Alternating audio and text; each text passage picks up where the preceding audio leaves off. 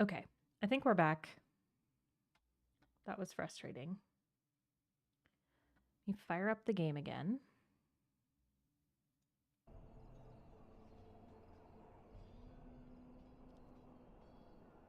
Okay.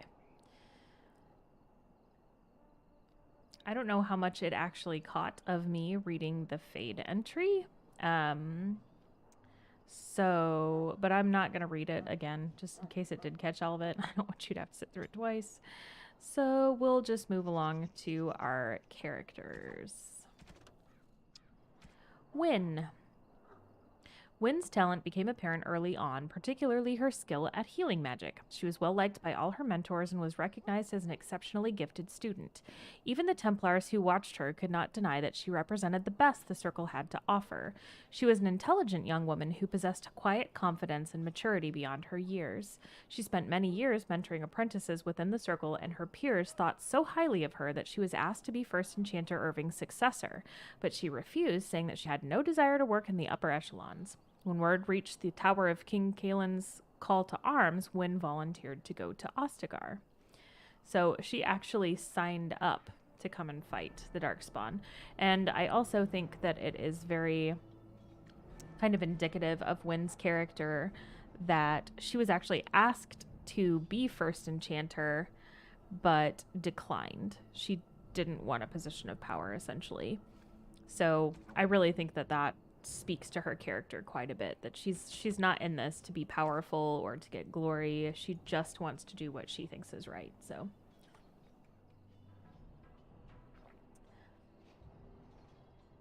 if my stream does cut out again, so I'm doing like a multi-stream where I'm streaming to both YouTube and Twitch simultaneously, and I'm wondering if that's why it's buggy. If the stream does cut out again, what I will probably end up doing is just streaming to YouTube, because I want to make sure that I can preserve the streams. So I will probably switch over to exclusively doing YouTube tonight if this still continues to be buggy, but we'll see how it goes. Hopefully it'll cooperate now. Okay. There's another little side quest up here that I want to do real quick. It doesn't really get me anything, but it's interesting and kind of fun, so. In the name of Andraste, I bless you today. May you find favor in the Maker's eyes. So let it be. Huh. Someone finally comes and talks to the lone prisoner. I don't suppose you've come to sentence me. I like how the prisoner is apparently not allowed to wear clothing. No, I have not. I don't suppose you have a bit of kindness in you. All I want is food and water. They haven't fed me since I was locked up and I'm starving. That's horrible. Why haven't they fed you? I expect nobody thought of it with all the battles and such. Why are you in there? Mostly because I'm curious, not that that would necessarily stop me from helping somebody, because, yeah, starving someone is not a great look, regardless of what they did, but... I'm a deserter. Or so they think. I bet there's no arguing them out of it, though. Armies are funny that way. They sure are. I wasn't deserting. But when you catch someone sneaking around camp in the middle of the night, what else are you gonna think? Does it matter? All I want is a bit of food and water. Why haven't they fed you? Wait, did I already ask that? I think I did. I expect Yeah. nobody thought of it with all the battles and such. Okay. Just ask my guard for his. He's still got some dinner. I saw him put it in his coat.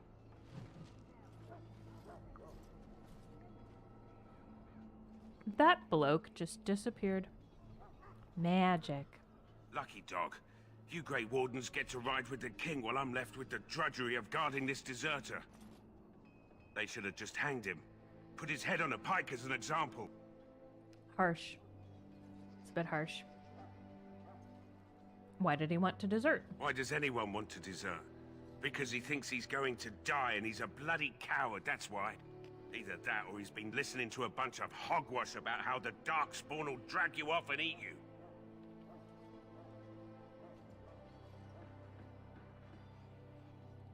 I actually had a chat with him. Don't expect it was an enlightening conversation. He said you're not feeding him. claims he wasn't deserting. What a surprise. Another innocent prisoner. At any rate, it's not for me to say. He'll get his day to plead his case, or he won't. It's all the same to me. Feed him, you dick. Did he now? Since nobody sends me nothing to feed him with, the only way we'll get that is if I give him mine. See if our persuade is high enough to get him to give up his food.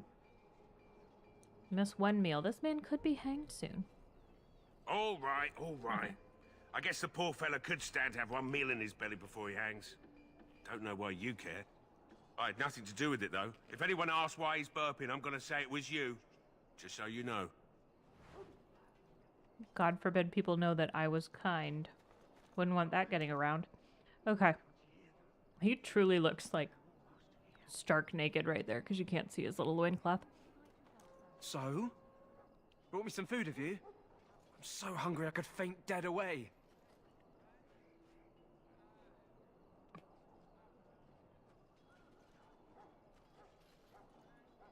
I was just imagining, like, what if there was an option to just, like, eat it in front of him?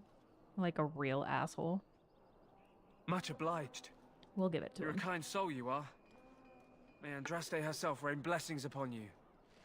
So, one of the things that I think is interesting about this game is that I got nothing for that. Like, there's no morality system really in this game. There's no, like in the Mass Effect series, you have Paragon versus Renegade, and how far you are into either kind of opens doors or closes them for you later on in the game. But this game doesn't really have anything like that. Like, there's no morality spectrum, and there's no benefit with things like this for being good or being bad. There's character approval later that comes into effect. But a lot of the time, the game is just asking you to either be good just for the sake of being good, or to be evil just for the sake of being evil. And there's no benefit or harm either way. So it's interesting. Like, I got absolutely nothing out of doing that other than just, it's an interesting little side event, and I wanted you guys to see it. And I tend to play kind of goody two-shoes characters for the most part, so I just can't be mean to people. Even fake people. I don't have it in me. Let's see if we can go through to the camp. Sorry, miss. The army camp is off limits for you right now. Negative. Sorry, miss. The army camp is off limits for you right now. Thought maybe he'd tell us something if we talked to him. Alas, no. There's nothing that direction.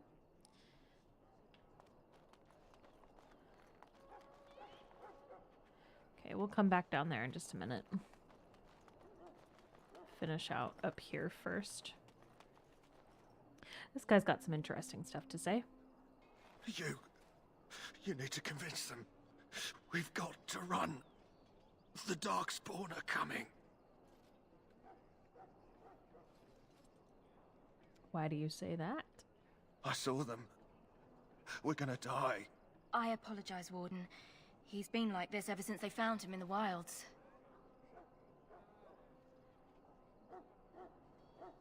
Is it possible he has important The information? commander who brought him here didn't seem to think so.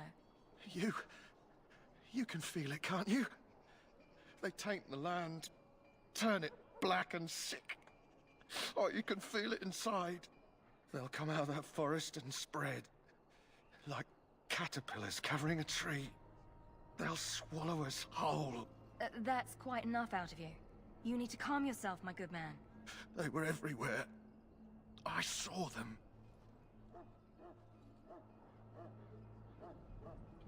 Dun dun dun.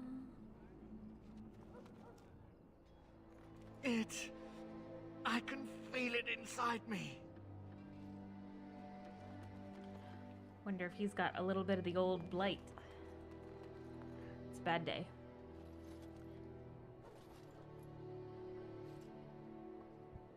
Okay, so I think we'll talk to Jory real quick. Greetings. You must be the third recruit we've heard about. Yep.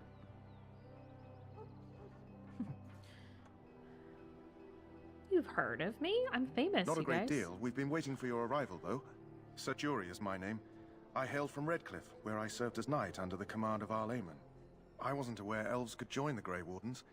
Those camped in the valley are all human. Surprise.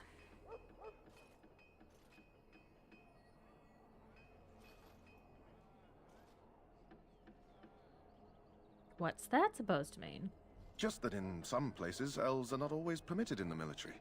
I hope we're both lucky enough to eventually join the Wardens. Is it not thrilling to be given that chance? Just so excited to be here. Curious about the joining ritual. Maybe he has some info on this. As am I. Has anyone told you about it? It's a big secret, apparently. I never heard of such a ritual. I had no idea there were more tests after getting recruited. I suppose since you're finally here, I'd best get back to Duncan. I shall see you there.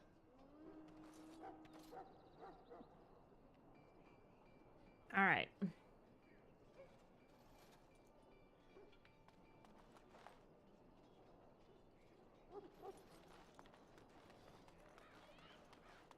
Let's go talk to our tranquil friend over here.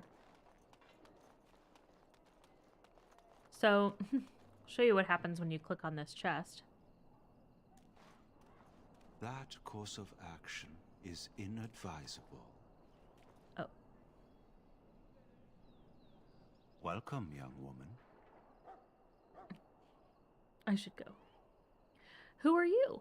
I am one of the Tranquil, my friend. I am of the Circle of Magi.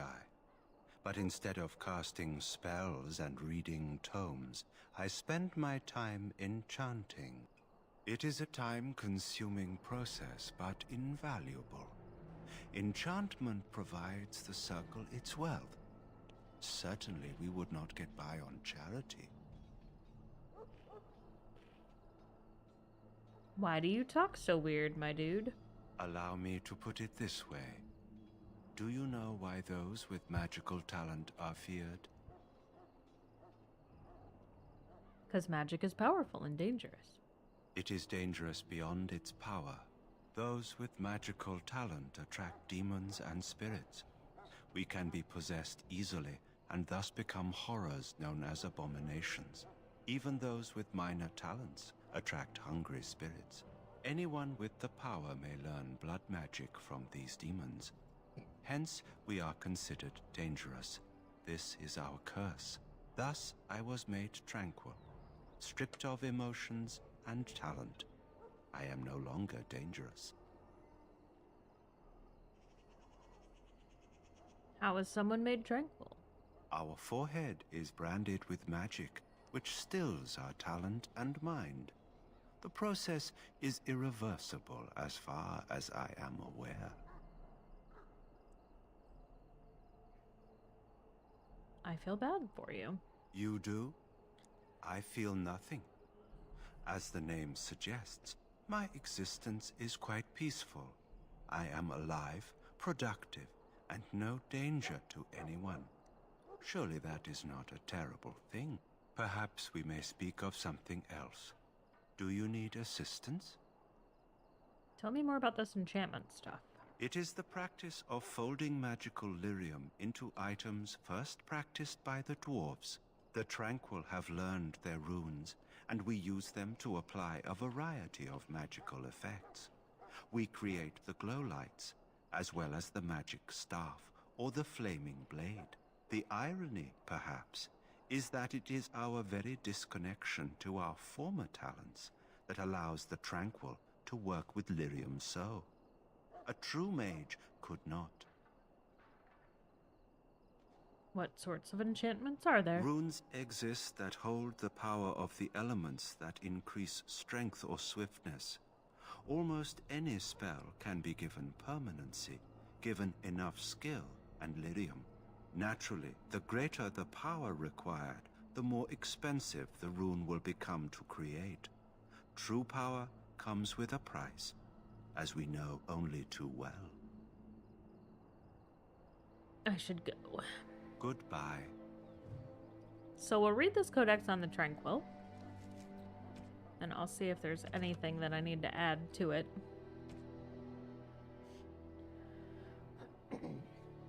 The Tranquil are the least understood but most visible members of the Circle. Every city of a respectable size boasts a Circle of Magi shop, and every one of these shops is run by a Tranquil proprietor. The name is a misnomer, for they are not tranquil at all. Rather, they're like inanimate objects that speak. If a table wished to sell you an enchanted penknife, it could pass as one of these people. Their eyes are expressionless, their voices monotone. Incomparable craftsmen they might be, but they are hardly the sorts of mages to put ordinary folk at ease. From In Pursuit of Knowledge, The Travels of a Chantry Scholar by Brother Genetivi. We'll hear a lot more from Genetivi. Little bit harsh comparing them to a table. So essentially, as he said, they use magic to brand the Tranquil, and that severs their connection to the Fade. The connection to the Fade is what gives mages their power. They basically pull their elemental powers across the veil from the Fade. But that also leaves them vulnerable to demon possession. So if they are thought to be a danger because of that, that is when they are made tranquil. I don't know. So dwarves, of course, are severed from the Fade as well, and they don't dream. I don't know if tranquil can still dream. I would imagine they don't dream anymore because, as Wynn said a few minutes ago, like, a dream is essentially your spirit leaving your body to stroll around in the Fade. So if Tranquil can't do that anymore, then they wouldn't be able to have dreams. There is more about the process of tranquility that comes up later in the games, but I don't want to get too far into it now because it becomes a big plot point later. So we'll just stick a pin in that. Remember what this dude said about the process for tranquility later when that comes up again. But anytime you see anybody with that sun mark, the sun is kind of the Chantry's symbol. So anytime you see that sun mark on their forehead, that means that they've been made tranquil. So, okay.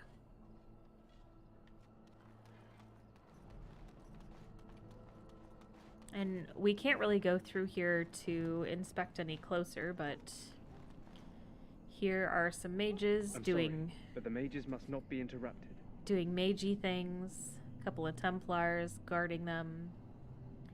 And we'll learn more about the Templars later, but they're essentially knights who work for the Chantry, whose job is to guard the mages, ostensibly to keep the mages safe, but also to keep the population safe from the mages. But, as with any position of power like that, it gets abused.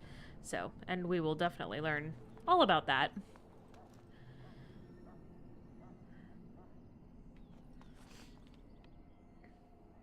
Okay. So, let's go talk to the Ash Warriors, because they're kind of interesting and fun. It's Pick, sir. Go tell Turnlow-Gain that the war party's ready to begin scouting. We'll send word if we find anything amiss. Yes, sir. Right away, sir. If you've played the games before, and you're familiar with Cullen, that is the same voice actor. He does a few voices in this game, actually. You can talk to these other Ash Warriors, but they basically just tell you to talk to the guy in charge, so we're just gonna skip ahead and talk to the guy in charge. Maker's Breath, another elf. What do you want? Just the casual racism all the time. I'm a Grey Warden, bitch. Be a little nicer. Congratulations. Not bad for an elf. Is there something you wanted? We have no time for idle chatter. What a douchebag. You don't look like the other soldiers. We aren't. We're Ash Warriors. The fuck is an Ash Warrior? Our training has been passed down since Lathias the Dwarf Son first harnessed the battle rage of the dwarves. It is an old tale. Why don't you tell me? We're exclusively here for tales, so. I am no bard, but I will do my best. Matthias was a claimed tribesman. Some said he was too short to be a warrior, but he was strong and fierce. His chieftain sent him to the dwarves of Orzammar to negotiate an alliance, where he fell in love with the king's daughter, Skya, and brought her back to his tribe. She taught Matthias to use the dwarven battle wrath to summon his strength and ignore all pain. Matthias then taught this to the Clane, who made him their chieftain.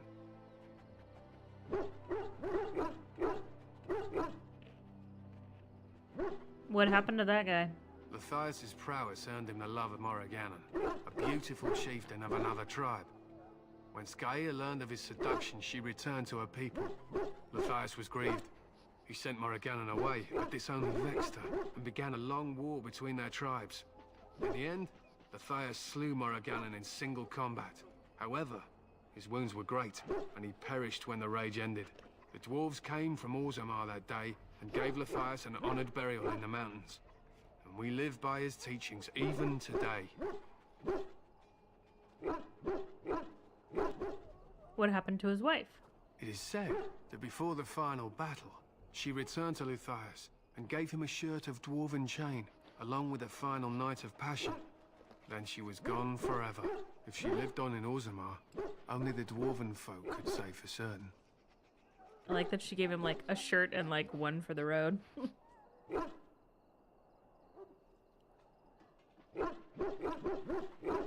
An interesting legend. Thank you for telling me. Thank you for giving us more lore.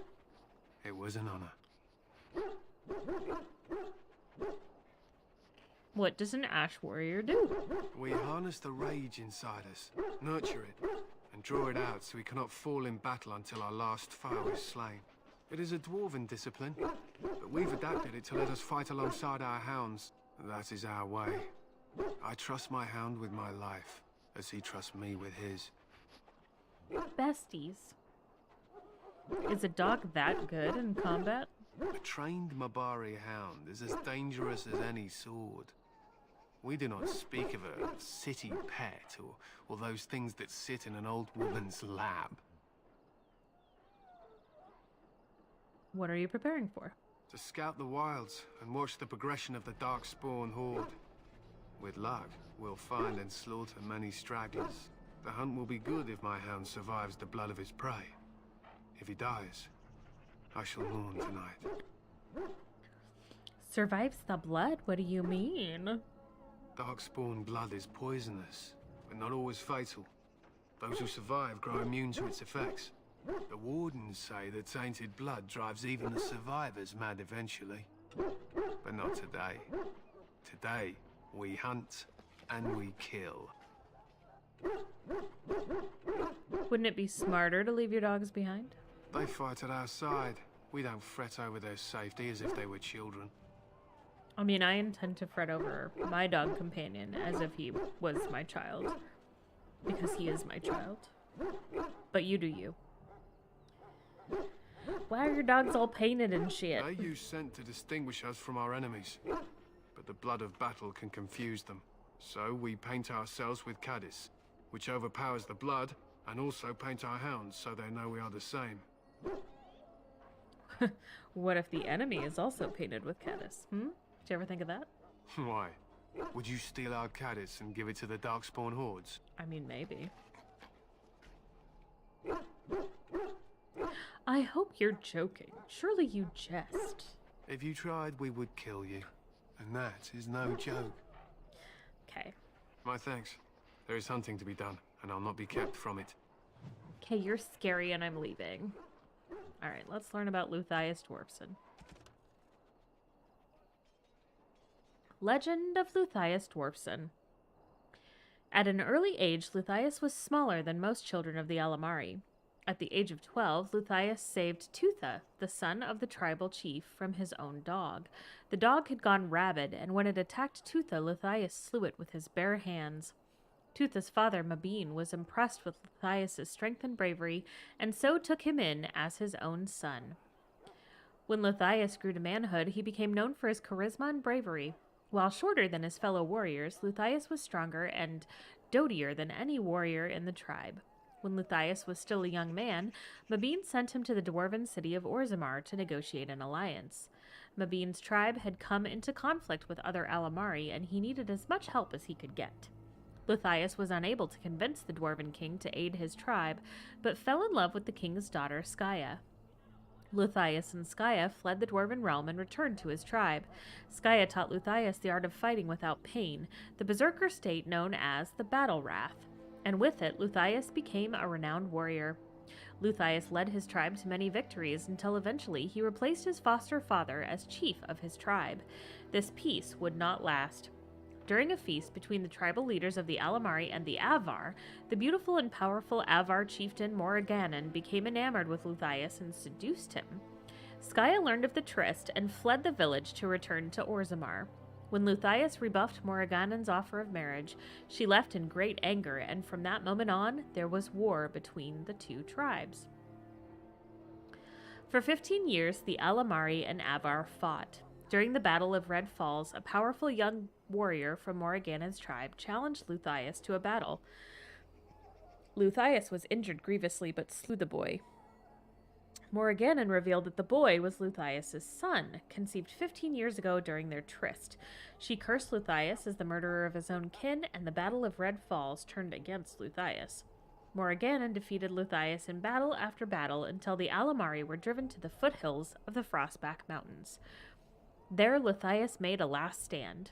In the night before Luthius' final battle, Skaya came to him and offered him a dwarven suit of chain in exchange for a night together. Luthius agreed and wore the armor the following morning in battle. The battle was fierce and bloody, and Luthius met Morriganon in personal combat. In the end, Luthius slew the warrior woman, but not before receiving a mortal wound to his heart, the chain inexplicably unable to block her final blow. Luthius died, and after the battle was done, a party of dwarven warriors came down from the mountain and took the body of Luthius back to Orzammar. From The Legend of Luthius Dwarfson, author unrecorded, circa -350 ancient. So, there are some tribes named here that we haven't really talked about much. The humans came to the continent of Thedas, I want to say it was like -2000 ancient. So we're at 930 dragon. So we're talking about almost 3,000 years ago. It's when humans first kind of appeared in Thedas. And at the time, all of the humans were known as the Neromenians.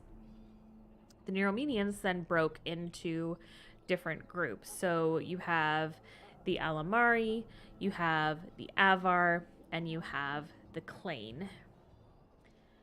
The Alamari, I'm trying to remember how the split ended up working out. So I want to say the Alamari ended up becoming the Chastened. In the end, it ended up being the Avar, the Chastened, and the Clane were like the three remaining groups. The Clane are what is now, like, the modern people of Thedas are mostly descended from the Clane. And they were all united by Calenhad Therin, who is actually an ancestor of Kaelin. So he was able to unite the human Clane tribes and sort of stake out Ferelden as their country. The Avar and the Chastened declined to join that alliance, so they still exist as separate cultures from the rest of the Fereldans. The Chasens live in the Korkari wilds, very near to where we are in Ostagar right now, and then the Avar are a tribe that lives in the Frostback Mountains. So they are they dress in furs and are very hardy people because they live in kind of an extreme environment. So that's kind of the Cliff's Notes version of who all of these different groups are that they are discussing here. So, yeah. I Well, I guess I'll save it for when we meet this character, but there's another character who has a very similar name to one of these characters, and I have often wondered if they are connected at all, so we'll talk about that when we meet her later, but... Okay, so that's the Ash Warriors. There's our Grey Warden tent. I don't see Duncan. It's good to have Grey Wardens amongst us. With their help, perhaps we can push these things back underground for good. That'd be nice.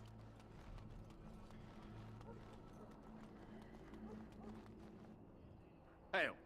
You're one of Duncan's new recruits, correct? I can't let you through to the Korkari Wilds until he gives the word. How come? The Korkari Wilds is a dangerous place. More so now that it crawls with darkspawn. They say the Great Blight began deep within its forests. One of our scouting patrols has been gone for 3 days. We're taking bets on who got them first, the Darkspawn or the Witches of the Wilds. The who? Oh, sure.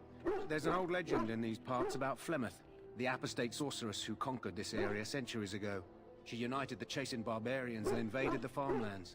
That's when the great hero, Cormac, destroyed her army with his. Took her head right off, so they say. Her daughters survived and became the Witches of the Wild. Tales tell of them plaguing this area since. Mostly superstitions, stealing babies and spoiling milk. I can't get down with the pronunciation apostate. Maybe that is a legitimate pronunciation, but I reject it. I reject it wholeheartedly.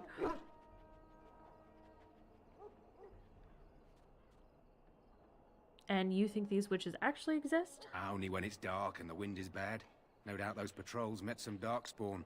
That's enough for anyone to worry about. It's true. At any rate, that's why Duncan doesn't want you wandering out without his say-so.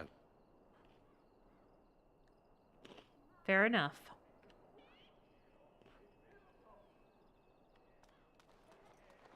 All right.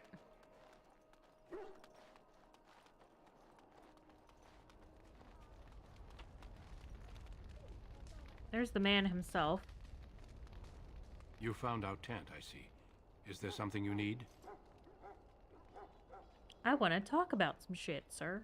Alistair can help you with those. I had hoped he would be back by now. Okay, well. Guess I'll go find Alistair since you're gonna be useless to me right now, Duncan. Does he not know that this is a Lorethrough? Alright, let's see if we can talk to Loghain real quick. You approach the tent of Tairn Loghain. State your business.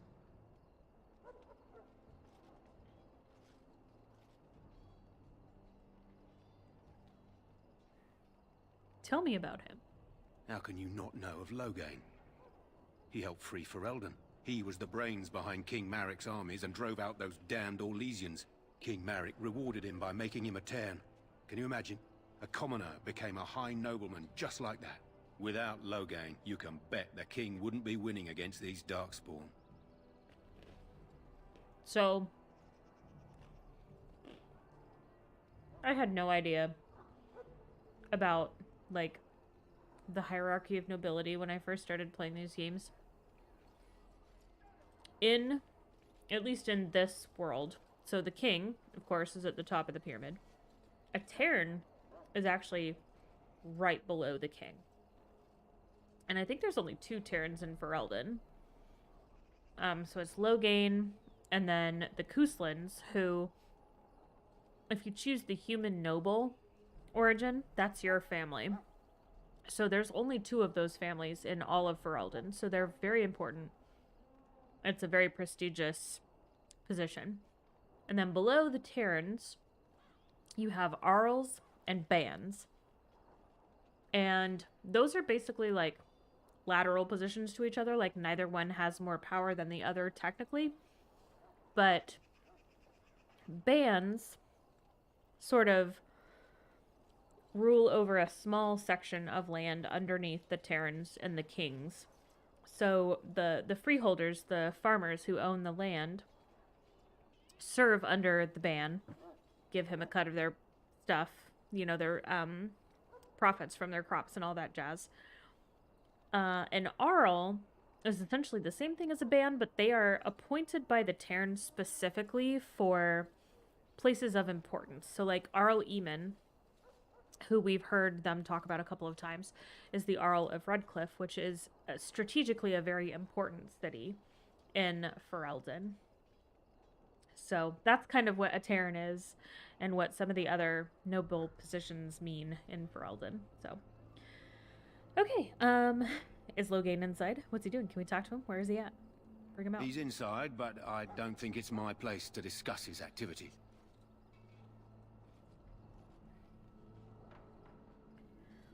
Let me talk to him. Have a chat. I suppose you have a message for him? Totally.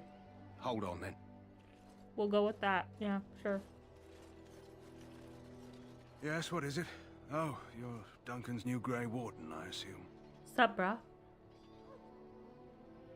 Sure am. Kaelin's fascination with the Wardens goes beyond the ordinary. Are you aware his father brought your order back to Ferelden? A fascination you don't share. The Wardens are impressive, but not as relevant as Kaelin thinks. I see you're a Dalish. Marek knew a Dalish elf once. Never saw an equal with the bow before or since. I don't suppose you'll be riding into the thick of battle with the rest of your fellows, will you?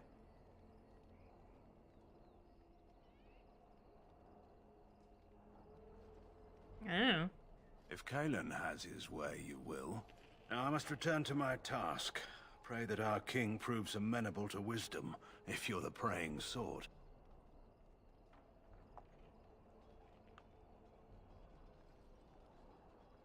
We don't have kings.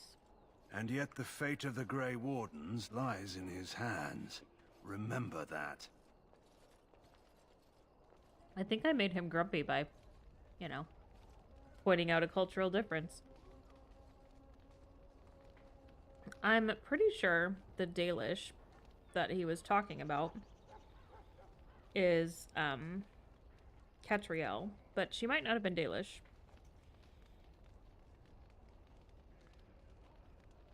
Sorry, looking it up in the wiki.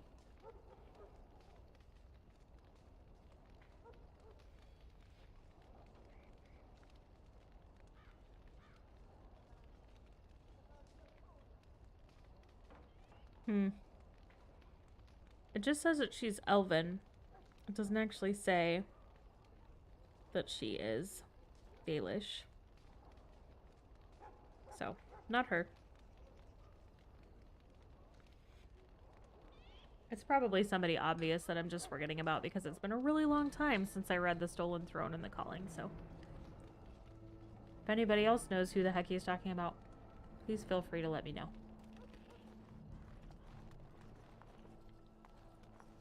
So this is Kaelin's tent. Greetings. King Kaelin is not in his tent right now? Tell me about him. I suppose I do, though he's spending most of his time with the Grey Wardens. He rides with them wherever they go, in fact. Terran Loghain sees the king whenever he can and argues with him over coming battles, but the king just waves him off. The king wants to end the Blight with a single huge battle the bards will sing of for centuries. Do you think that's possible? I guess we'll see. That's how the Terran feels. He'll do what the king wants in the end, though. The king thought it was funny the Terran called him reckless, and they fought about the queen. I didn't know Kaelin was married. To the Terran's daughter, no less. He wasn't happy about something she did or the king did, I'm not sure. I probably shouldn't discuss it. Okay, bye. As you wish. So Kaelin is married to Honora, who is Loghain McTyr's daughter, as he just said. The interactions that he's describing between Kaelin and Loghain are pretty typical of how the relationship was between Merrick and Loghain, too. Like, Loghain obviously cared a very great deal for Merrick, but he also drove him fucking nuts. So, very similar. Also, I don't know if you picked up on the differences between, like, Loghain's guard and how, like, stiff and formal he is versus Kaelin's guard, who's, like, very chipper and upbeat, like, very reflective of their respective bosses. So, I just always thought that was kind of funny. Okay, there's a couple things to do over on the ramparts that I want to check out before we get too involved and go talk to Alistair. So we'll come up here. Look carefully, man. This wretched thing is a darkspawn. They're strong and cunning and smart, but don't listen to those old wives' tales. They can be killed. Stick them with your sword enough, and they go down. Their blood is black as sin and poisonous. Don't even touch it. You get tainted with that blood, and you may as well slit your throat. We've lost many dogs already. Had to muzzle them to keep them from biting. It's a long and painful way to die. Don't lick the darkspawn. That's what he's saying. Well met, my lady. Hail to you. How do you do? Those darkspawn can't be killed. I saw one with no head get right back up. Sounds like an exaggeration.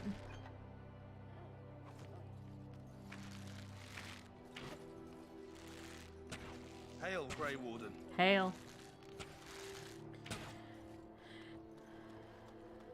This is supposed to be the battle that sends these darkspawn back underground. You believe that? I don't know what to believe. We've won every battle, but there's more of them each time. Makes you wonder if them Grey Wardens are right. I don't want to think about that. Sounds like the perfect time to get drunk, if you ask me. Good night for it, Warden. For what?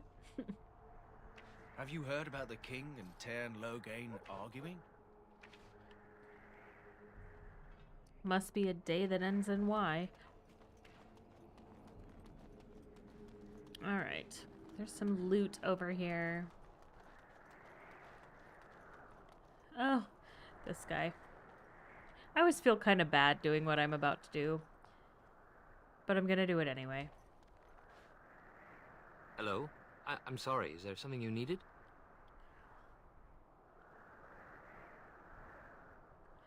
What do you mean? I deliver messages around the camp. You have a message for me? Yeah, totally. Then what is... Oh, wait. Are you the one I'm supposed to give Sir Garland's sword to? Because I think the smith's done with it. Yep, that's me. It's totally me. Oh, that's such a relief. You really saved me from the switch for sure. I'd best get back to my duties again before I get in more trouble. So I got a sword out of that. And that poor guy is probably gonna get his ass beat. So I feel kind of bad. But again, there's no morality points in this game, so like, what's to stop me from doing it, right?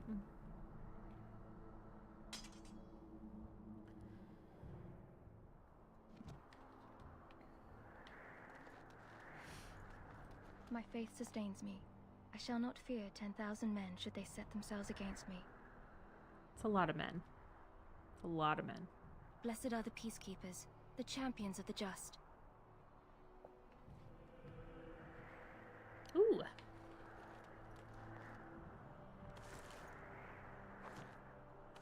Some sacks full of things.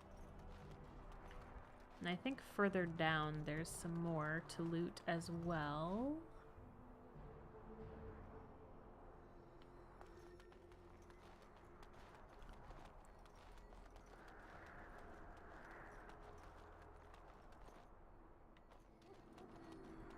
Just trying to remember how to get there.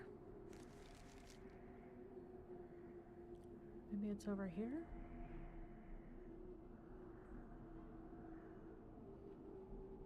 Or it's over here. I don't remember.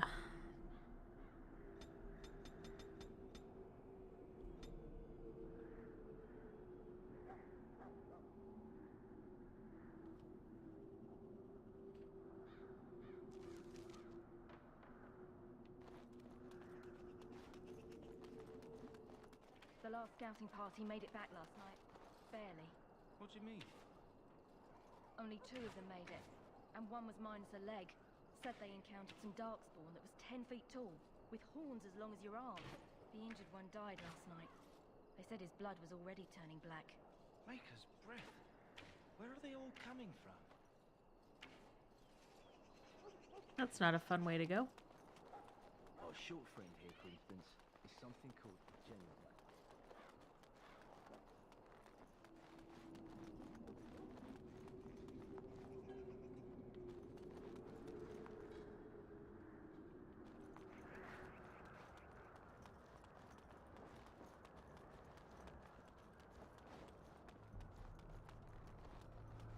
We might not be able to get over to where I was looking at yet. Because some parts of this area don't get unlocked until you go into the battle.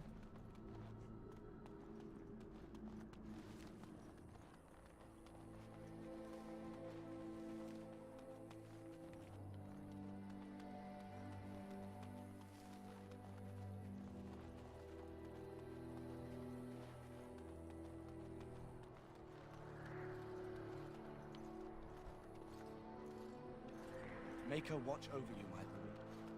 Thanks. My lady. Milady.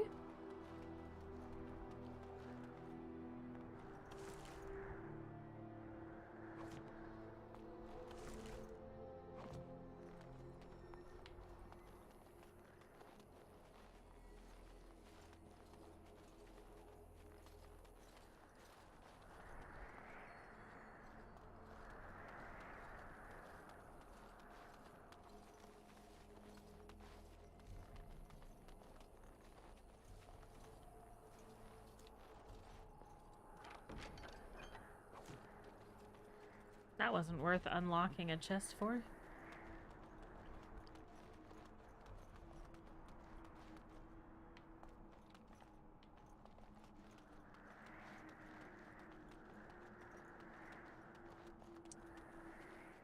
Little elf fruit. As you wish.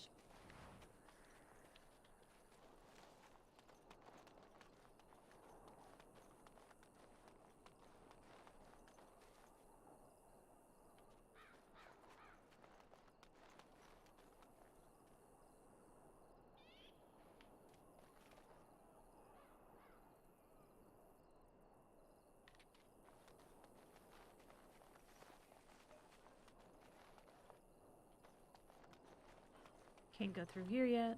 Today, 2 units of men arrived every hour, and they expect to double that tomorrow. Still, the Terran worries that may not be enough. There are a fuck ton of darkspawn, so the Terran's probably not wrong.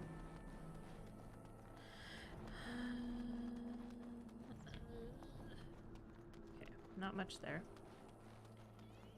And then this is the Tower of Ishal, which we cannot get through to yet, but we'll just look at it because it's big and tall and kind of pretty. So.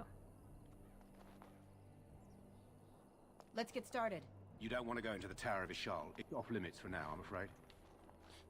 I don't want to go into it when I have to go into it either, but we will have to eventually. Okay. So, now let's go talk to Alistair.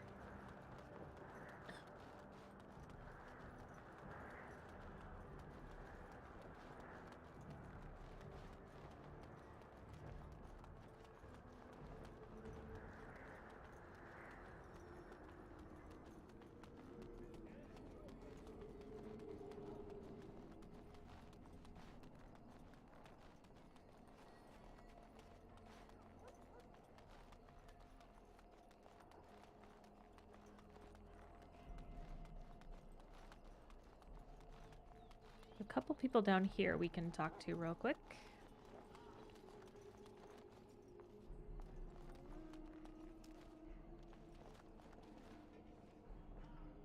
Apparently her audio is just not gonna work.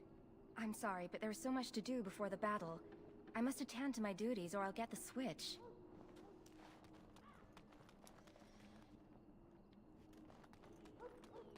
Some weapons laid out.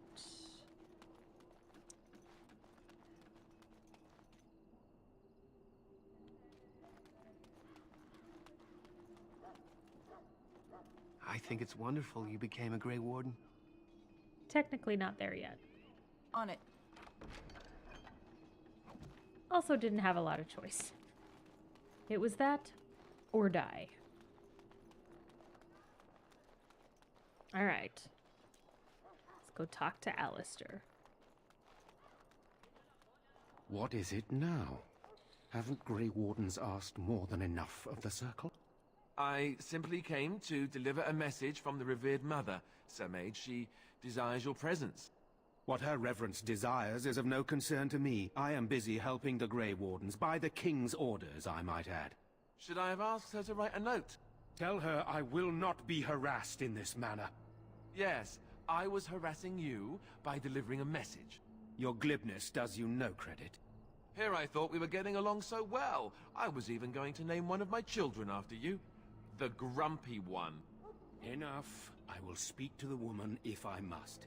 Get out of my way, fool. You know, one good thing about the Blight is how it brings people together. I love that line. I know exactly what you mean. It's like a party. We could all stand in a circle and hold hands. That would give the Darkspawn something to think about. Wait, we haven't met, have we? I don't suppose you happen to be another mage? Would that make your day worse? Hardly. I just like to know my chances of being turned into a toad at any given moment. Wait, I do know who you are. You're Duncan's new recruit, the Dalish. I should have recognized you right away. I apologize.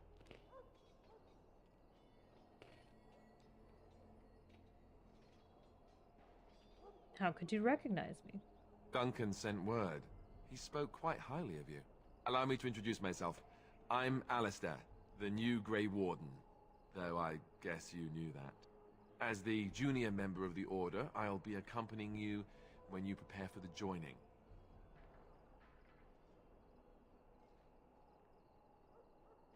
What can you tell me about this joining? My guess is nothing, because that's what everybody else is telling me about this joining. Honestly, nothing. Try not to worry about it. It will just distract you. You know, it just occurred to me that there have never been many women in the Grey Wardens. I wonder why that is.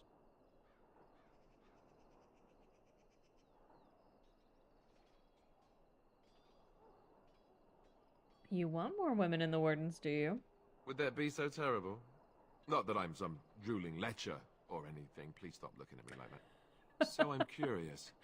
Have you ever actually encountered Darkspawn before? I love the voice acting on Alistair. So he's voiced by Steve Valentine. And he just does a great job of delivering his lines. Like, his comedic timing is impeccable. Yeah, a couple. I've only fought them once up close. And that was before the battles here started, which Duncan has kept me out of so far. Tell me, did you find them as monstrous as I did?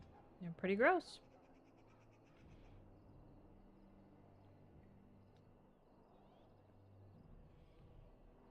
I don't know. How monstrous did you find them? I'd read so much, but it just can't prepare you. I don't look forward to seeing them again. Anyhow, whenever you're ready, let's get back to Duncan. I imagine he's eager to get things started.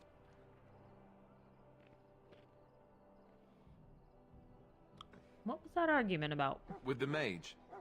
The Circle is here at the King's request, and the Chantry doesn't like that one bit.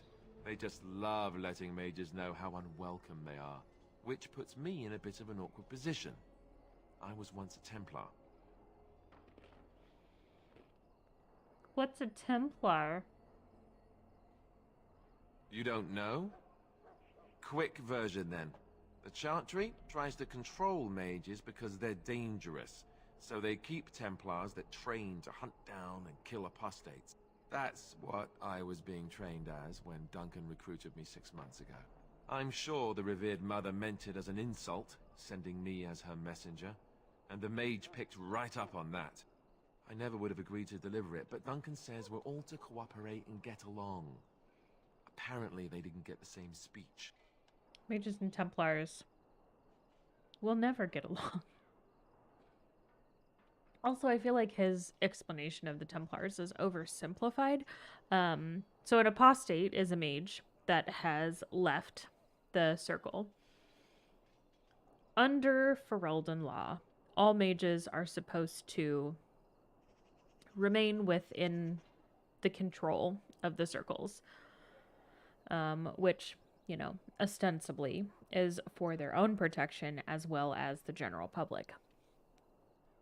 A mage outside of the circle is seen as an apostate.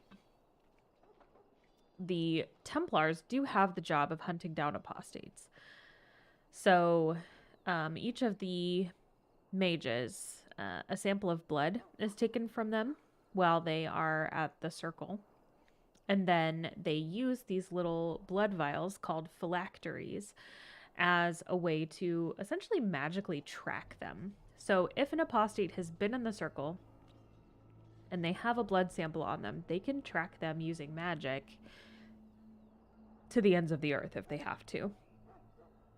And that is the job of some Templars, but a lot of Templars are stationed at the circle itself to watch over the mages while they are learning how to control their magic. One of the big things that they're in charge of is facilitating what's called a harrowing, and we'll get into a little bit more of that when we go to the Circle Tower later in the game. Spoiler alert, we're going to the Circle Tower.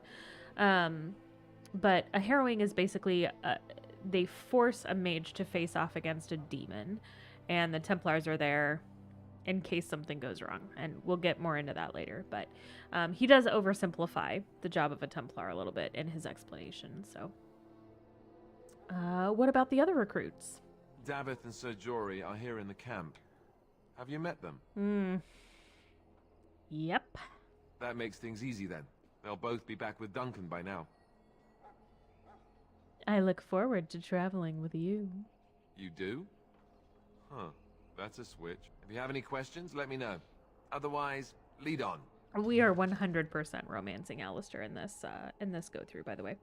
So real quick, I'm going to take a brief intermission, and then when we come back, we'll read Alistair's codex, we'll ask him some questions about the Grey Wardens, and then we will get this joining party started. So I will be right back.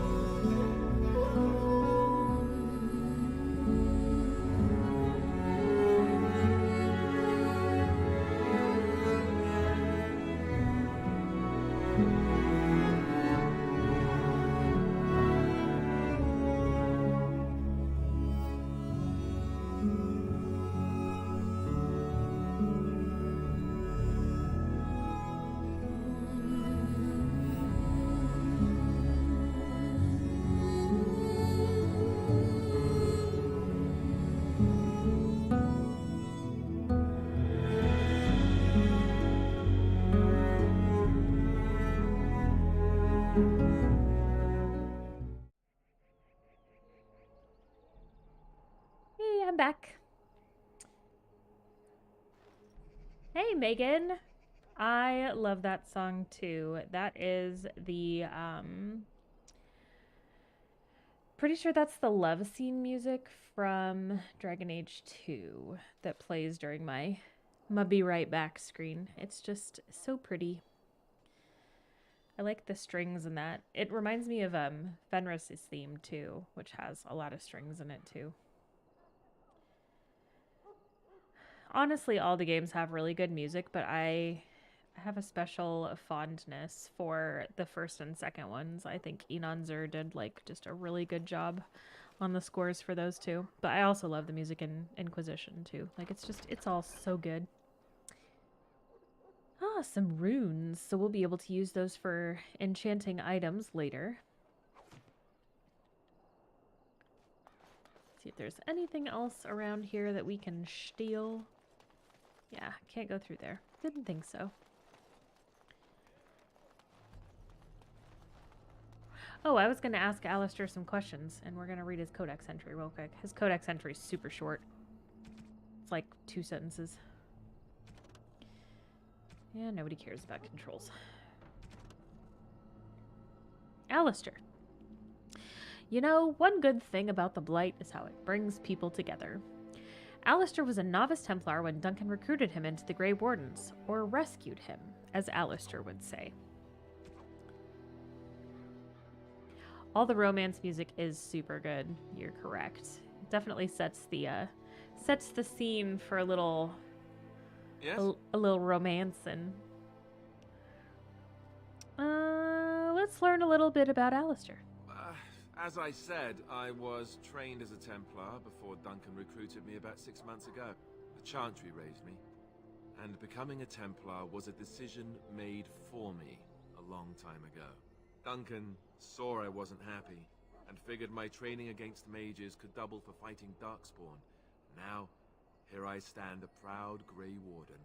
The Grand Cleric wouldn't have let me go if Duncan never forced the issue. I'll always be grateful to him. Didn't want to join the Chantry? It just wasn't for me. I believe in the Maker well enough, but I never wanted to devote my life to the Chantry. You speak fondly of Duncan. I spent years in that Chantry, hopelessly resigned to my fate. Duncan was the first person who cared what I wanted. He risked a lot of trouble with the Grand Cleric to help me.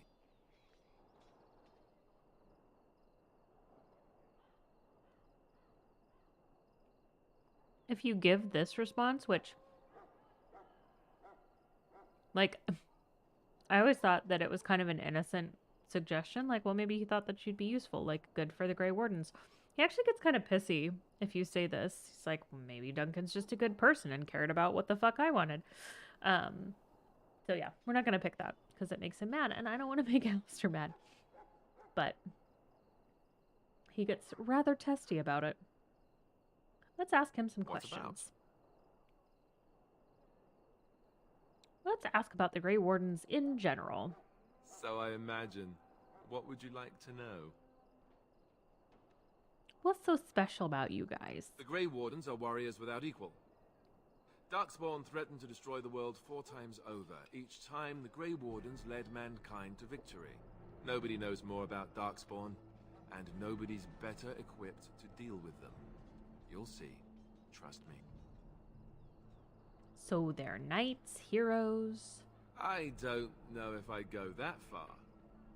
Duncan says the Grey Wardens do whatever is necessary to protect mankind from Darkspawn.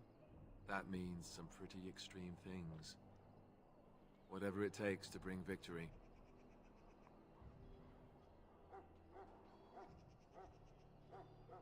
I don't want to get into it too much, but you find out some things in some of the novels about just how far Grey Wardens have been willing to go. Actually, this is one I can talk about now because I just don't want to get too far ahead of the story here for stuff that we're going to learn about later, but this is one that actually is in one of the prequels before this game, so I can talk about it, okay? So, I mentioned that Merrick goes to the Deep Roads, which is like the dwarven underground roads that connect their cities. So Merrick joins some of the Grey Wardens, goes into the Deep Roads to try to find a missing Grey Warden. As it turns out, this Grey Warden has been captured by the Darkspawn. And these Darkspawn are being led by an intelligent Darkspawn leader. And Darkspawn really, like, they don't talk for the most part. There are some that have speech, but for the most part, they're just kind of drones. Like, they go and they fight on behalf of the Archdemon, but they don't really have a lot of reasoning skills or, like, independent drive to do things for their own reasons. Like, they're basically just there to be the Archdemon's muscle. But these Grey Wardens figure out that their missing member has been captured by an intelligent Darkspawn who has convinced this guy that the only way to get the Darkspawn to stop fighting the humans is if they essentially give Darkspawn the ability to have free will. And so he figures out that, like, humans drink Darkspawn blood in order to become immune to Darkspawn taint, and so he kind of reverses that process and sort of severs the connection between Darkspawn and the Archdemon to allow them to think for themselves. And some of the Darkspawn, or not the Darkspawn, some of the Grey Wardens are actually, like, on the verge of being on board with this plan to, like, give the Darkspawn intelligence and freedom, which seems kind of crazy because for hundreds of years, like, some of the blights lasted centuries, they have just absolutely steamrolled Thedas. Like, there are entire sections of Thedas that used to be lush and verdant that are complete wastelands because of Darkspawn blight. So the idea that this guy wants to give the creatures that perpetuated this, like, the ability to be on par with the other races of Thedas in terms of, like, their intelligence and ability to progress and become essentially their own, like, civilization. Like, no thanks. But some of the Grey Wardens feel like this might be the only way to stop future blights. And so they're like, well, maybe this guy's got a point. And so that's kind of an example of, like, one of the extremes that the Grey Wardens have been willing to at least consider in order to try to put an end to all the blights. And we'll see more examples later, but that's one that we can actually talk about now. So I don't really know anything about the Grey Wardens. Tell me more. Well, let's see. Surely you've heard of Weishaupt Fortress? Nope. The great eyrie carved into the White Cliffs far off in the Anderfels? That's where the Grey Wardens once kept their griffins. The griffins died out, however, and our numbers have dwindled since the last blight. There's only a handful left in Ferelden. A few more in other nations. So, it is believed at this point that during the previous blight, the fourth blight, the griffins all died out. There's really not an explanation given for this in this game. We will get to it later. But as far as they know, the griffins were all kind of wiped out under mysterious circumstances, but they used to actually have special, like, a cavalry, essentially, within the Grey Wardens who specifically rode out on the griffins. And the griffins were particularly good at doing aerial assaults against the ogres, which are very tall, horned darkspawn, like, just gargantuan creatures, and very hard to take down for humans. And so the griffins were particularly good at assaulting them from the air and making it a little bit easier for them to take them out. But they don't have that advantage in this game. No griffins. Where are all the Grey Wardens now? The others are camped with the King's soldiers in the valley. The King's given us a position of honor at the vanguard, despite our small numbers. I think Kalen is actually excited to ride into battle with us. Maybe he thinks that's what his father would have done. Kalen is ridiculously excited about this. So the Grey Wardens have the right to recruit anyone. King Marek, Kalen's father, reaffirmed the power the Grey Wardens were given during the Blights. In practice, we can't conscript too often without hurting our cause. We were exiled from Ferelden once. Best not to let that happen again. And we will learn more about why they were exiled pretty shortly, once we get to our camp. There's a DLC that covers it, so we'll learn more about that history. That's all I wanted to know. You want to ask me about something else? Let's talk about the Blight. Of course. What is a Blight? Where do Darkspawn come from? You want the Chantry's version or the truth? Not the same thing? They seldom are. Then tell me the truth. The truth is, we don't really know. They come up from the ground, and that's as far as we've gotten. It's not much. What you talked about was the first Blight, question mark?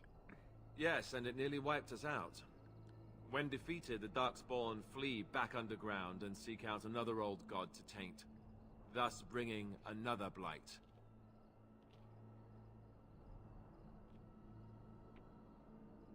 What's an archdemon? The old gods were dragons, so the stories say. Big ones. Intelligent, even. The Tevinter Empire had big statues of them. Each dragon had a name and a place in the cosmos. It's all very intricate. The archdemons may not be the old gods, but they're definitely dragons. Where's the archdemon for this Blight? We haven't seen it yet. People are beginning to think this is just an unusually large Darkspawn raid without an archdemon to unify them. But seriously, the archdemon could be in the wilds or underground. It could be hiding. Just because it hasn't shown itself doesn't mean it isn't out there. Why not kill the Darkspawn underground? They've controlled the deep roads ever since they defeated the Dwarven kingdoms. Even if we invaded, we can only chase them so far. Excuse me. That snuck up out of nowhere. Why are some people so skeptical? The Grey Wardens killed so many Darkspawn by the end of the last Blight. People decided they were gone for good. Wishful thinking. I have other questions about the Blight. Of course. How do we defeat the Blight? We chop off the snake's head. It's the only way. According to texts, the most famous Grey Warden leader, Garahel, killed the Archdemon Underarl in personal combat at the Battle of Aesley to end the last Blight. Without the Archdemon to command them, the Darkspawn flee back underground. Fun fact, Garahel was an elf. It's interesting that so many people act surprised about there being an elf in the Grey Wardens in this game when, like, it is very well known that an elf defeated the last Archdemon. Like, and in the City Elf origin, they don't really talk about it, and they don't talk about it in the Dalish origin either. But, like, among the elves, Garahel is, in the books anyway, he's, like, a huge hero. Because he's one of the few examples of someone from an elven background who did something super amazing and got celebrated for it. Most of the time, you know, the people who are in power and the people who are known as heroes are human, because that's the dominant race. So every elf, at least the city elves, really kind of revere Garahel in the books and consider him to be like a big freaking deal. And certainly all the Grey Wardens would know who he was and what he had done. But that's why it always kind of cracks me up after having read the book that deals. So The Last Flight is the very last of the Dragon Age novels, and it's set during the Fourth Blight, and it deals with Garahel and his sister and kind of their story as they fight against the Blight. And so after I read that book and came back and played this game, it always cracked me up how many people were like, an elf in the Grey Wardens? Because, yeah, it's not Not the first time. How did anyone even know about this blight? The Grey Wardens keep watch. We feel the dark spawn when they come. You'll understand after the joining, if you well, you'll understand. Not to mention people start to notice when darkspawn pour out of the wilds and taint everything around them. Just a guess. He was about to say something that he wasn't supposed to. How many darkspawn are there? Have you counted them, Alistair? Give me a head count. Thousands? Tens of thousands? They've had centuries to build up their numbers. You want to ask me about something else?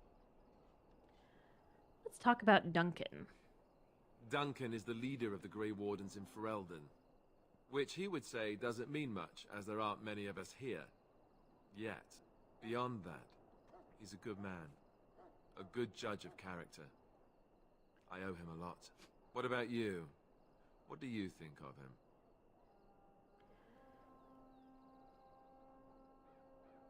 I owe him as well. He saved me. That sounds familiar. He's done the best he can with what little he has. And that includes me, I guess. You want to ask me about something else?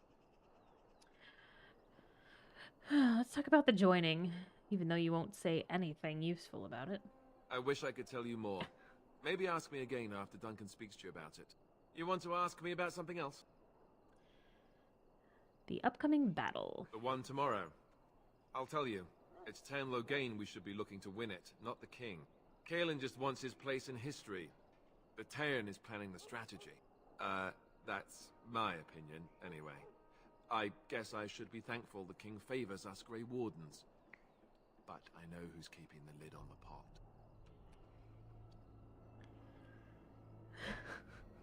What's my level of participation gonna look like here? You know, that's a good question. The other Grey Wardens are riding into battle with the king. I don't know if you'll be with them. Why here of all places? We're at the edge of the Korkari Wilds, the eye of the Blight Storm, right where the Horde will be coming. Ostagar itself is an excellent defensive position. The Wilders were pushed back from here time and again in ancient days. What are the odds that we succeed? I'm sure Tairn Loghain has the battle planned to the last detail. Still, no Blight has ever been defeated with so little cost. And what if we fail? If we don't break the Horde here, Duncan says it will spread until it engulfs all of Ferelden. Then it will take an alliance of nations to fight it, which would be bad. Neither the king nor the Tairn really seems to believe this is a real Blight, however. That's all. You want to ask me about something else? Nope. Then let's get a move on, shall we? Alright. Let's go find Duncan and do this whole joining thing. I would like to at least get through the joining ritual tonight. So, see how fast we can scoot through the Korkari Wilds after we talk to Duncan. You found Alistair, did you? Good. I'll assume you're ready to begin preparations. Assuming, of course, that you're quite finished riling up mages, Alistair. What can I say? The revered mother ambushed me. The way she wields guilt, they should stick her in the army. She forced you to sass the mage, did she? We cannot afford to antagonize anyone, Alistair. We don't need to give anyone more ammunition against us. You're right, Duncan. I apologize. Now then, since you're all here, we can begin. You four will be heading into the Korkari Wilds to perform 2 tasks. The first is to obtain 3 vials of Darkspawn blood. 1 for each recruit. Gross. What for? For the joining itself. I'll explain more once you've returned. Aren't the wilds dangerous? You weren't recruited out of charity. All 3 of you are skilled and resourceful. Alistair is the most junior member of our order and will accompany you as is tradition. Do not worry. I doubt you will need to go far into the wilds to find what you seek. Couldn't you have gotten some blood before now? Just run down to the store, get some. Of course. You must work together to collect the components, however. It's as much a part of the joining as what comes after. Second task? There was once a Grey Warden archive in the wilds, abandoned long ago when we could no longer afford to maintain such remote outposts. It has recently come to our attention that some scrolls have been left behind, magically sealed to protect them. Alistair, I want you to retrieve these scrolls if you can. What kind of scrolls are these? Old treaties, if you're curious. Promises of support made to the Grey Wardens long ago. They were once considered only formalities. With so many having forgotten their commitments to us, I suspect it may be a good idea to have something to remind them with. What if they're not there anymore? It's possible the scrolls may have been destroyed or even stolen, though the seal's magic should have protected them. Only a Grey Warden can break such a seal. I don't understand. Why leave such things in a ruin if they're so valuable? It was assumed that we would someday return. A great many things are assumed that have not held true. This also part of the joining? No, but the effort must be made. I have every confidence you are up to the task. Super looking forward to it. How do we find the archive? It will be an overgrown ruin by now, but the sealed chest should remain intact. Alistair will guide you to the area you need to search. Find the archive and 3 vials of blood. Understood. Watch over your charges, Alistair. Return quickly and safely. We will. Then may the Maker watch over your path. I will see you when you return. Tainted blood. Alright, now we can go through the gate.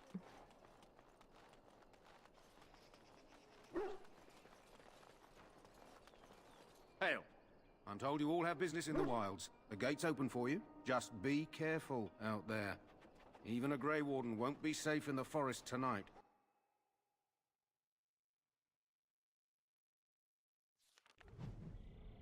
Alright, so, while we're here, we gotta get the flower for the dog. We have to get our vials of darkspawn blood. And then we have to look for the cache.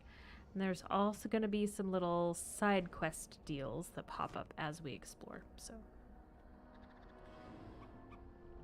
So this is the wilds. It's very scenic. There's a squirrel. Interesting motif on the stone there. Oh. Wolves.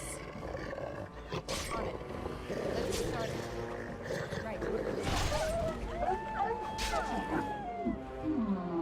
That's not what I meant to do. Stay still. Right. Stop it.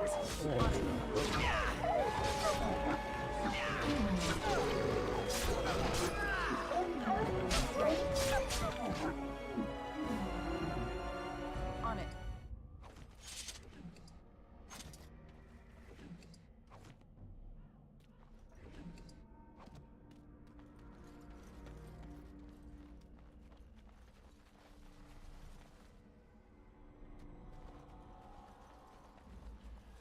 Some dead bodies.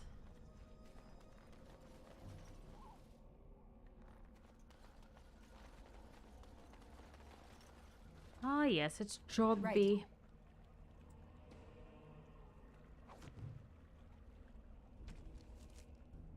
Forgot about old Jogby. Letter to Jogby. That's a stupid name. Can we all just acknowledge that Jogby is a really stupid name? Okay, moving on. It pleases me that you wish to follow in my footsteps and bring the Maker's word to the unenlightened. I wish you had chosen a less dangerous place to do so. Apologies for leaving early for the wild, son, but I wanted to set up camp and get things started. The Chastened respect one with survival skills in the wild, so I hoped to get a grip on that before you arrived, and maybe establish an agreement with a local tribe so that we had friends when you came. When you reach the wilds, you'll find it difficult to navigate. I've listed certain landmarks below. If you follow them, they'll lead you to a location I've scouted out, where I've left you some supplies. If you're lost, try to get back to that spot, and I'll find you. The landmarks are as follows, beginning at the entrance to the wilds from Ostagar. Look for a tree leaning on a ruined building. Pass under a fallen tree bridge. Past a submerged tower on the right. Look between a high ruined arch and a mossy standing stone. Walk along a path of roots and stones. Look for 2 large statues with a chest between them. There you will find our meeting point. I love you, Jogby, my son. I hope to see you soon. Your father, Rigby. Alas, poor Jogby. He did. Oh. I missed one. This should be easy enough. Alright, let's go around this direction.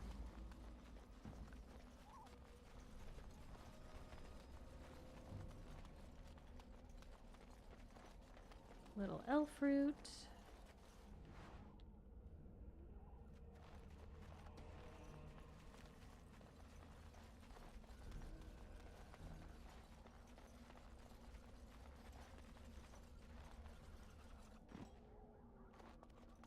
Well, that guy's still alive.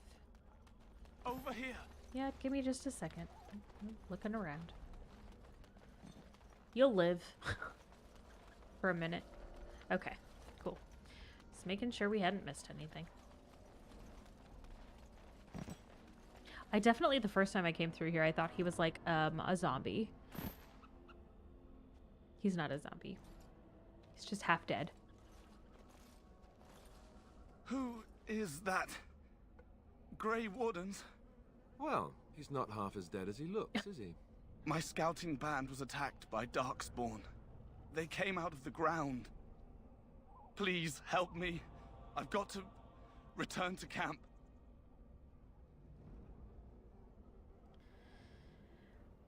Let's try to bandage him up. I have bandages in my pack.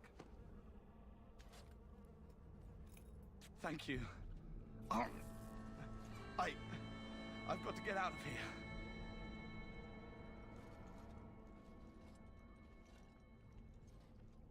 Did you hear? An entire patrol of seasoned men killed by Darkspawn. Calm down, Sir Jory. We'll be fine if we're careful. Those soldiers were careful, and they were still overwhelmed. How many Darkspawn can the 4 of us slay? 12? 100? There's an entire army in these forests. There are Darkspawn about, but we're in no danger of walking into the bulk of the Horde. How do you know? I'm not a coward, but this is foolish and reckless. We should go back. Sack up. That's part of the test, dude. That's true. Pull yourself Know together. this. All Grey Wardens can sense Darkspawn. Whatever their cunning, I guarantee they won't take us by surprise. That's why I'm here. You see, Sir Knight, we might die, but we'll be warned about it first. That is reassuring. That doesn't mean I'm here to make this easy, however. So let's get a move on. It does not take Jory long at all to start whining, and I'm already over him. Over it.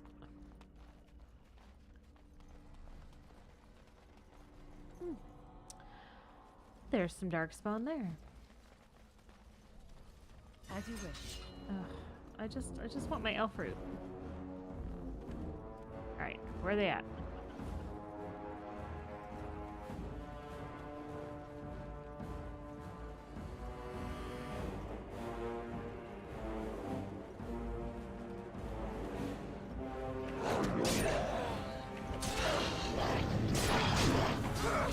Either you or me, and it's gonna be me.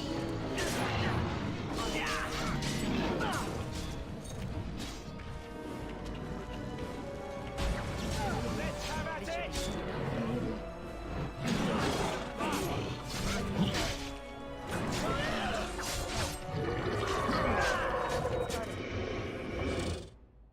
Alright.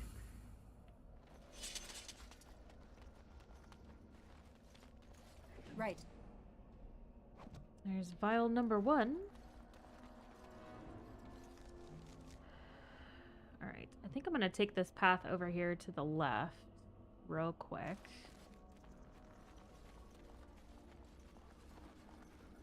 It's very easy, I think, to miss stuff in this level. So I just want to make sure we are exploring everything thoroughly. Hello, squirrel. And getting all of the side quests. Cursed creatures! More Darkspawn. What a surprise. Is it just me, or do you actually think you have a chance? On it.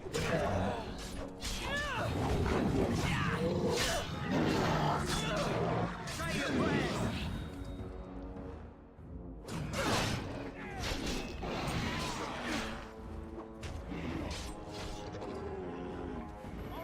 As you wish.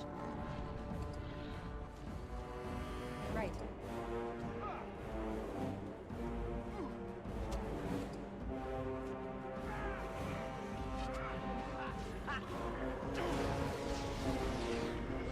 Where you guys go? There's another one.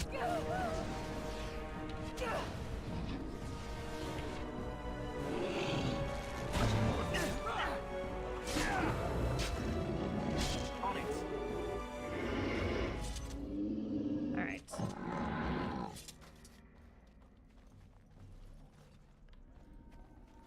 It's a very prolonged death rattle. Ah, Rigby's Field Journal. Take a look at that in just a second. On it. Got more than enough Darkspawn blood now, so if we wanted to, we could find the Grey Warden treaties and just get out of here, but there's still a lot of stuff to see and do, so.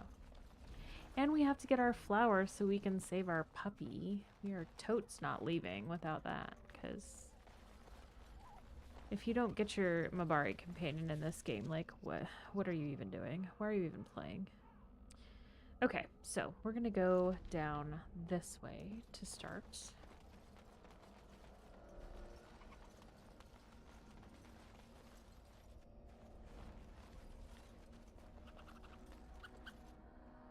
Ah. So, let's look at this journal that we found.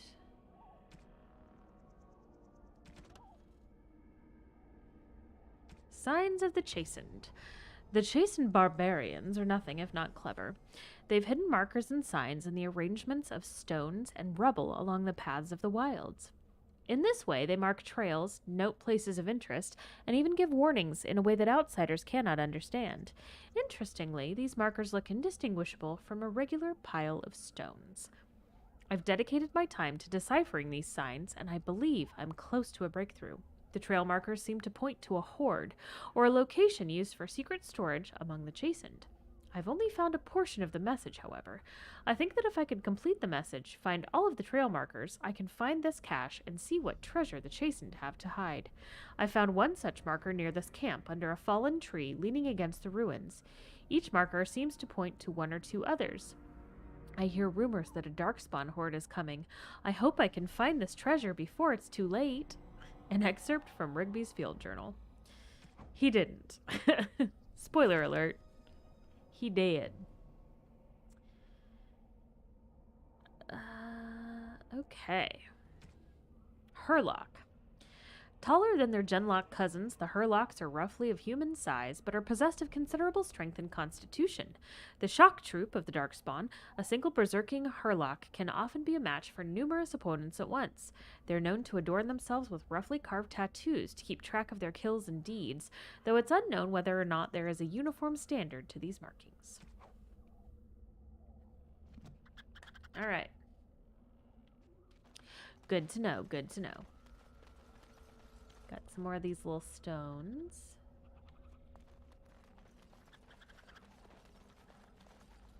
There's some elf fruit. More Darkspawn. Hooray.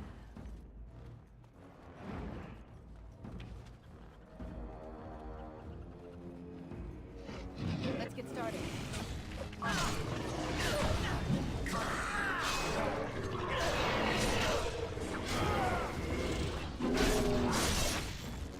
Right to the face!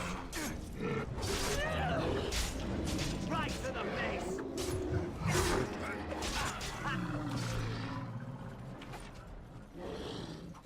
Hey, turn it in! Right.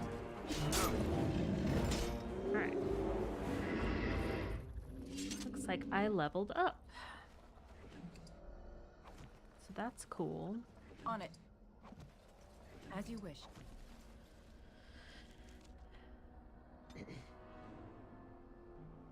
All right.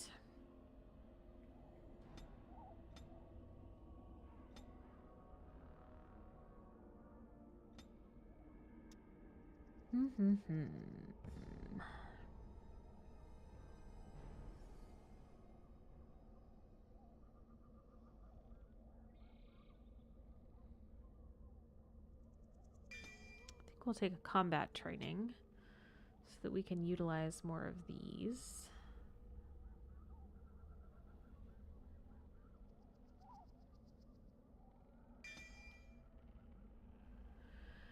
And then we'll take another lock-picking level.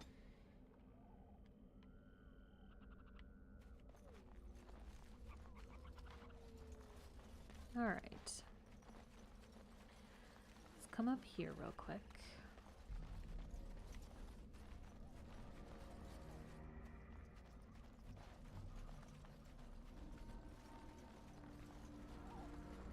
Careful.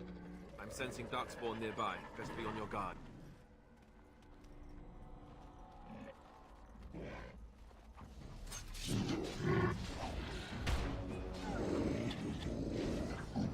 Let's make this quick, shall we? Let's get started. Let's get started. And stay down. You tell him, honey. Yeah, the rogues are a real pain in the ass because they will just ambush you out of nowhere, as is, you know, characteristic of a rogue. Very annoying. Okay, so here's our flower for our dog. It's known as the Wild's Flower in this level, but that's actually Andraste's Grace is the name of that flower.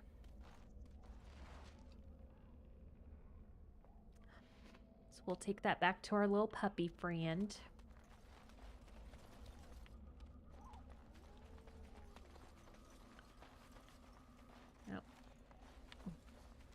Apparently you can't actually go up there. So there's the sunken tower thing that got mentioned.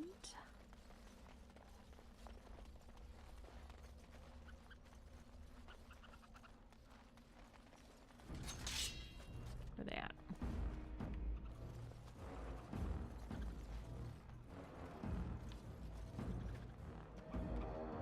Oh, it's wolves.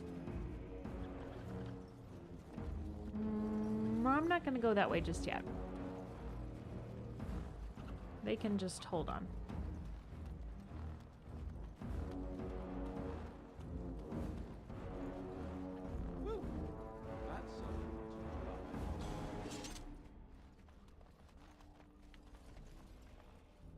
All right, so this is the bridge made out of a fallen tree. And there's some dudes hanging from it, which is, you know, gruesome. Ominous.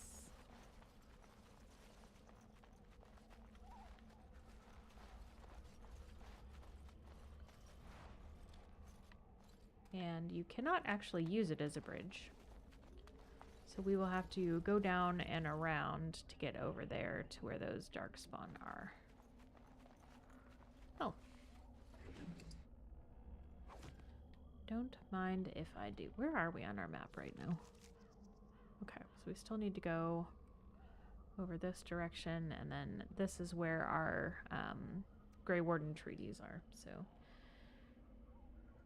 there's a side quest over on this side that's pretty easy to miss. Last time I played, I actually missed it when I was doing my City Elf playthrough, so I want to try to make sure I hit it this time. But first, let's kill some darkspawn. Look there. Poor slobs. That just seems so excessive. It is excessive. You're not wrong, Alistair. Either you or me, it's gonna be only one just in.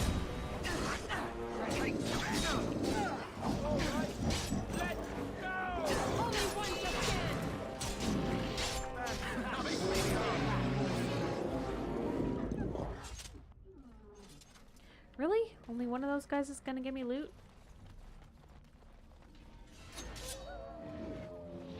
I feel ripped off.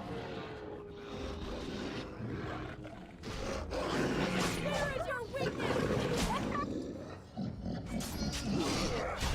Defend yourself! On it.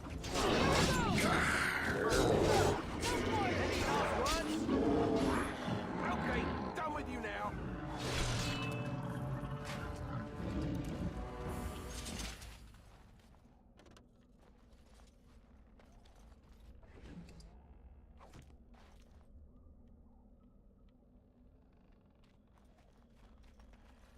This should be easy enough.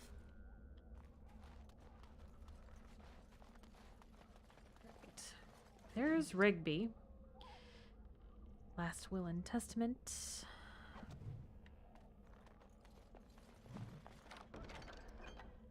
Fire arrows. Rip to Rigby. Okay, let's see what is in his will.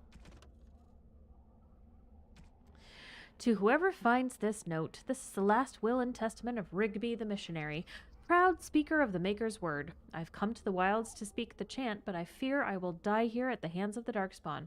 Correct. I leave all that I came with to my wife, Jeddah. She's named after a Volkswagen vehicle, apparently. Should the reader of this note feel charitable, I've buried a sealed lockbox in our camp, nestled in a Tevinter ruin in the western reaches of the wilds. It is my will that this lockbox finds my wife in Redcliffe, and that it is still sealed shut when it reaches her. To my wife and son, I apologize that my work has taken me from you, but I know that I die in service to the Maker.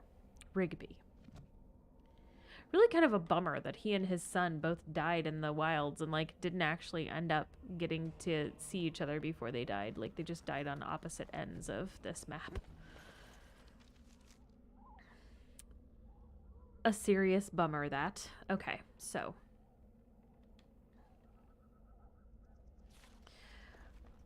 We need to head in this direction. But we can't get there this way, so. You will have to go kind of down and around here. My Grey Warden sense is tingling. Uh-huh. We're in danger again. Oh, no, frantic! I can see why. We must be victorious! That's a lot of blood. All right. So, let's see. We were headed this general direction, except we can't go that way. Right.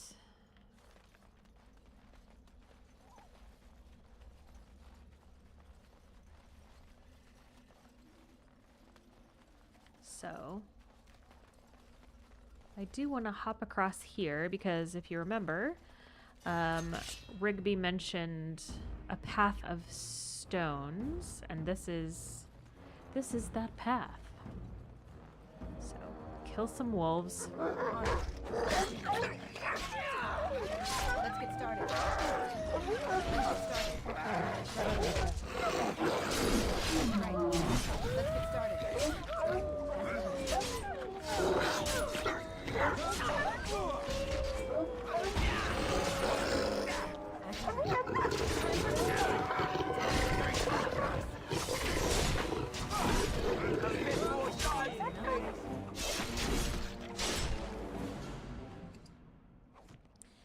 Sorry, wolves.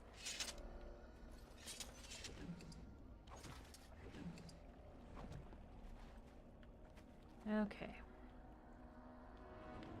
And there is the chest that he was talking about. This should be easy enough. Take all of those. Letter to Jogby.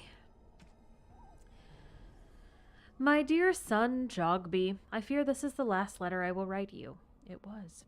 I have had difficulty finding the Chastened to bring them to the Maker's word. I have, however, seen evidence of their passing. They appear to have left this area in great haste, possibly fleeing the so-called Darkspawn that are rumored to be gathering in the wilds in even greater numbers. I've left you a weapon and everything else I can spare, my son. I will try to find you once I've found a safe place. I only hope that you will be safe. With luck, we will meet again. And if you see her, tell your mother that I love her and take care of our family. Your loving father, Rigby. Jetta's about to have a real bad day when she finds out about all this shit.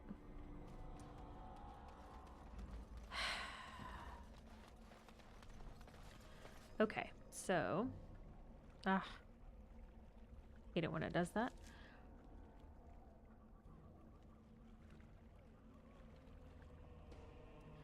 Let's go back across our little path here, because we can't go any other direction. And then we'll go around the other side and go grab those treaties.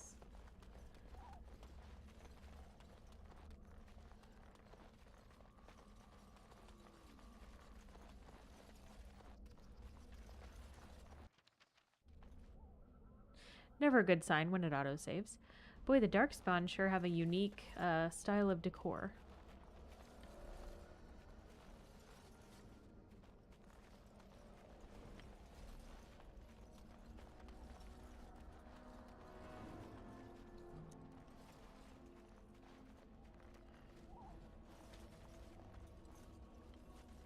More Darkspawn. Close by.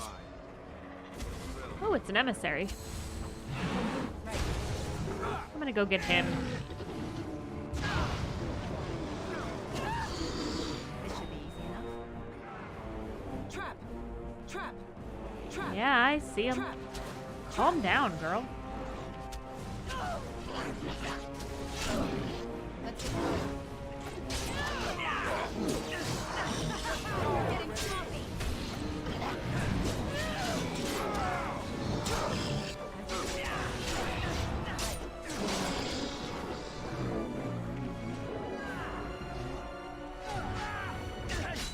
Let's get started.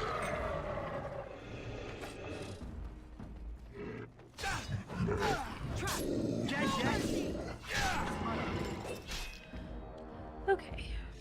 Right.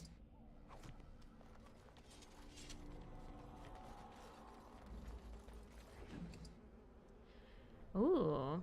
Yeah, this was that other side quest that I wanted to make sure that I got this time, so...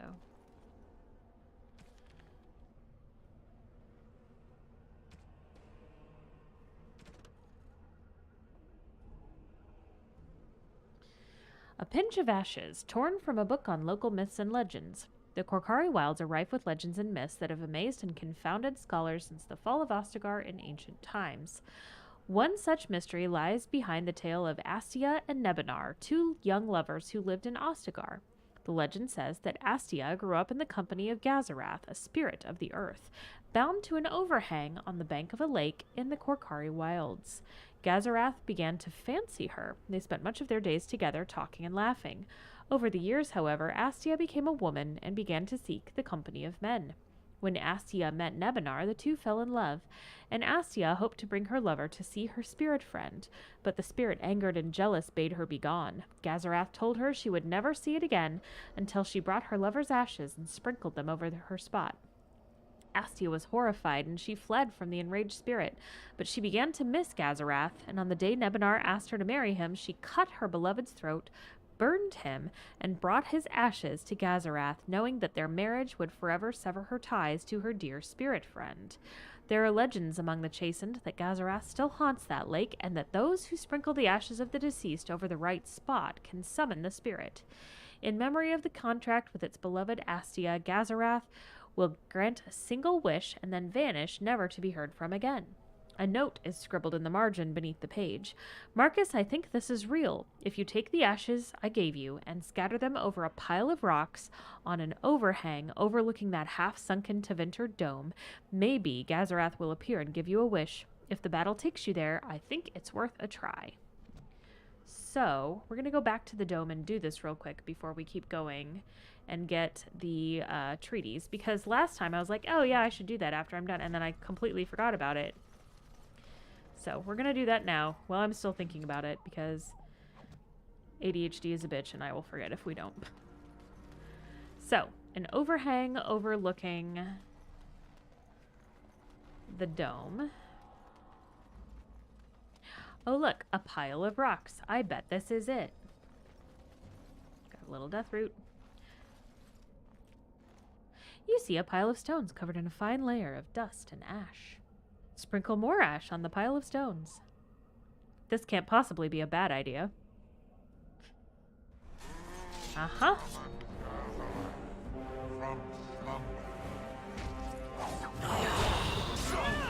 Come now, defend yourself!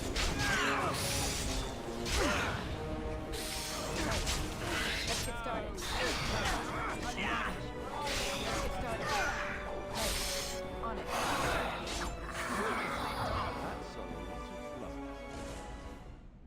What'd we get?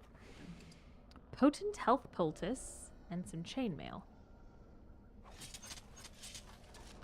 And enchanter's footing.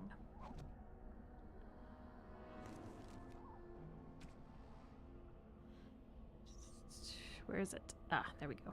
Ah, only usable by a mage. But those are good boots. We'll give them to a mage at some point.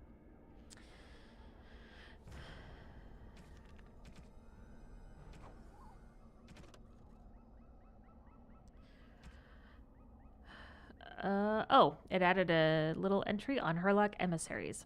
Herlock emissaries have also been known to appear during a blight. These darkspawn are the only ones recorded as being capable of human speech and are often capable of employing magic. And then shades. It's often been suggested that the only way for a demon to affect the world of the living is by possessing a living or once living body. But this is not always true. Indeed, a shade is one such creature, a demon in its true form that has adapted to affect the world around it.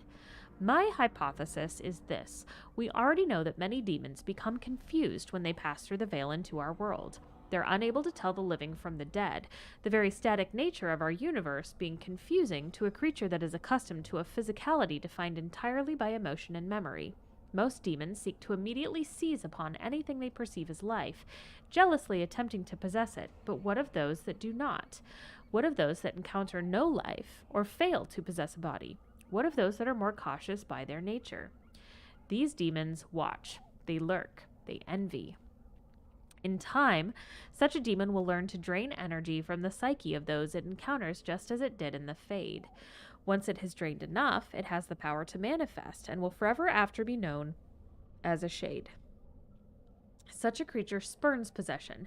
It instead floats as a shadow across its piece of land, preying upon the psyche of any who cross its path. Perhaps it believes itself still in the Fade. There's evidence to believe this is so. A shade will weaken the living by its very proximity. If it focuses its will, it can drain a single target very quickly.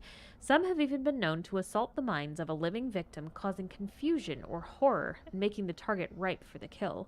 The tragedy of a shade is perhaps that once it has drained a target whole, its appetite is only heightened rather than slaked. From the journal of former senior enchanter Malleus, once of the Circle of Ravane, declared apostate in 920 Dragon Age. Okay, let's go get us some treaties. Wrap up this quest.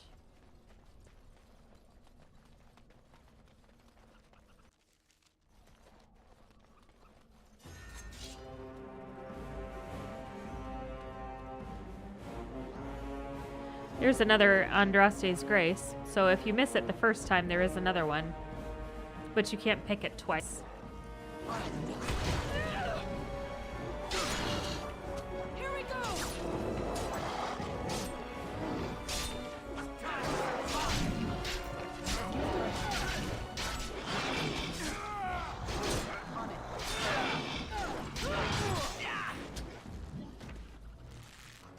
This should be easy.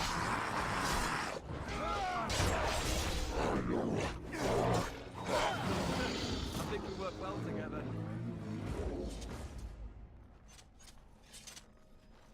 Let's get started. And then, if I'm not mistaken, that ruin behind me is where our treaties are supposed to be. I think.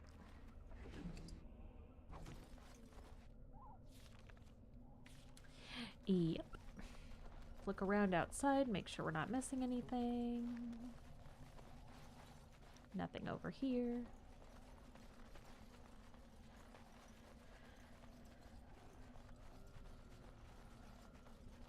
Little death root over here. Alright. So, here are our ruins.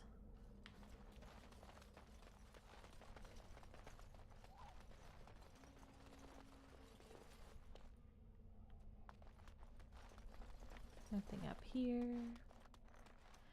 Just some rubble. And there is the chest that we were told about. I'm sure the treaties are right inside. It's just going to be super easy to grab them. As you wish. Because things always go as planned in this game. Gasp. Well, well. Double gasp. What have we here? Are you a vulture, I wonder? A scavenger, poking amidst a corpse whose bones were long since cleaned? Or merely an intruder, come into these darkspawn-filled wilds of mine in search of easy prey?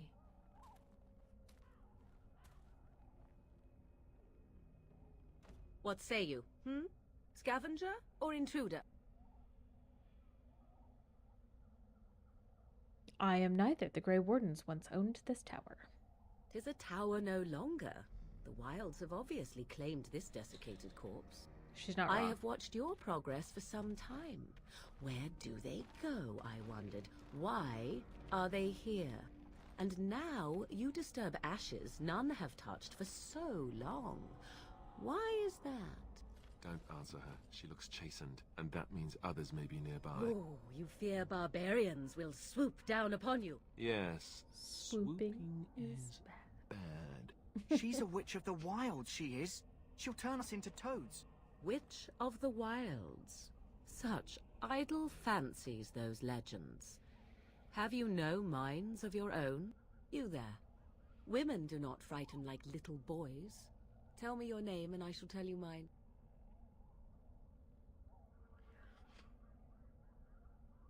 We're going to be super nice to Morrigan because I like making her my friend.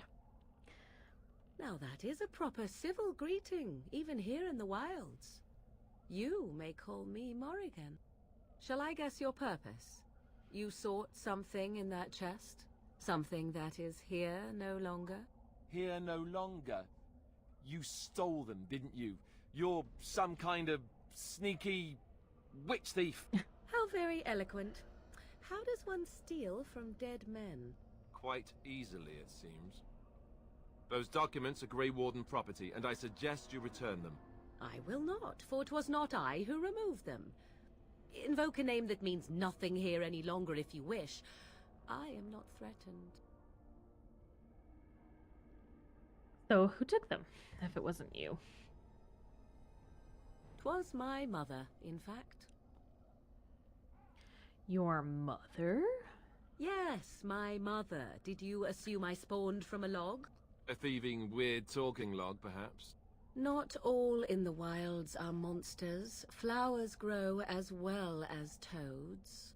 If you wish, I will take you to my mother. 'Tis not far from here, and you may ask her for your papers if you like. We should get those treaties, but I dislike this Morrigan's sudden appearance. It's too convenient.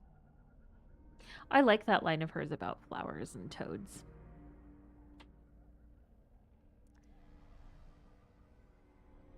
Are you one of these witches of the wilds I done hear about all the time?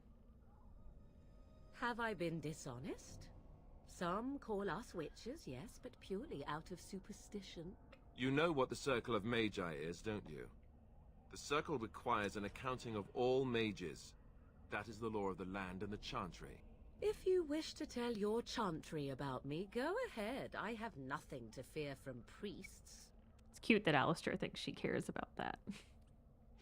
My church says you're doing a bad thing. Tell us a little bit about your mom. She prefers her privacy, but I imagine she will be curious enough why you were here. Come, see for yourself. Why are you interested in helping us? Why not? I do not meet many people here. Are you all so mistrustful? All right, let's go with her, because I'm pretty sure we've gotten all the stuff that we were supposed to do in terms of side quests, so I She'll think we're put us good all to in a go. pot, she will. Just you watch. Oh, calm down, If the Davith. pot's warmer than this forest, it'd be a nice change. Follow me then, if it pleases you. Davith and Jory switch places a lot on who's going to be brave and who's going to be a whiny little you-know-what. Greetings, Mother. I bring before you 4 Grey Wardens who... I see them, girl. Much as I expected. Are we supposed to believe you were expecting us? You are required to do nothing, least of all believe. Shut one's eyes tight or open one's arms wide. Either way, one's a fool. She's a witch, I tell you. We shouldn't be talking to her. Quiet, Davith. If she's really a witch, do you want to make her mad? There is a smart lad. Sadly irrelevant to the larger scheme of things, but it is not I who decides. Believe what you will. And what of you? Does your elven mind give you a different viewpoint? What do you believe? If you feel like you recognize Flemeth's voice, she is voiced by Kate Mulgrew, who was Captain Janeway in Star Trek. She was also Red in Orange is the New Black. So yeah. That's Morrigan's mom. And then Morrigan is voiced by Claudia Black, who was in Farscape, ? Not a show that I've seen, but that's something that people know her from. I think it's Farscape. Battlestar Galactica, Farscape, one of those sci-fi shows that I missed out on. But it's Claudia Black is the name of the voice actor on that one. Ah, she was in Stargate. Okay. I was like, I know that there's another one that she was in. Which one was it? I have never seen Farscape, Battlestar, or Stargate. So I'm like, yeah, way behind on all those shows. But I hear that she's a really good actor on the shows that she's in. And I love her voice acting in the games, so... I also haven't played Uncharted. I really need to. I've heard really good things about those games too. Did you know that the voice of Kieran in Dragon Age Inquisition is Claudia Black's real life son? They actually got him to do Kieran's voice, which I thought was cool. And they both have a very kind of gravelly quality to their voices too. It's interesting to hear like how similar they are. What do I believe? Does your elven mind? It's such a weird way to phrase that.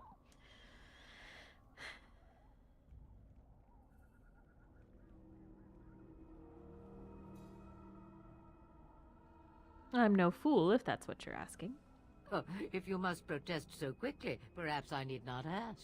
So much about you is uncertain, and yet I believe. Do I? Why, it seems I do. So this is a dreaded Witch of the Wilds. Witch of the Wilds, huh?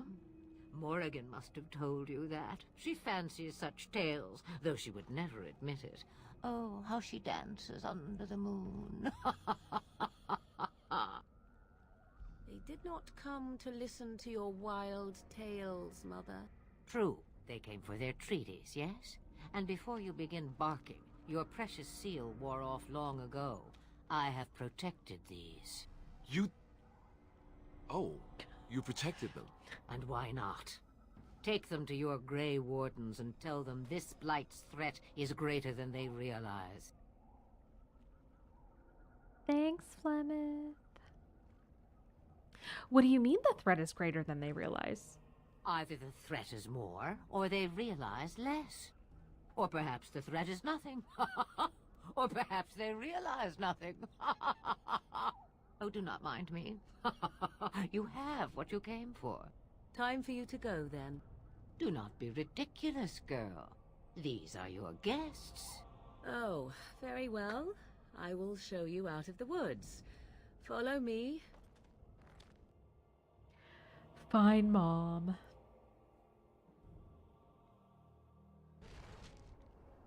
And we're back in camp.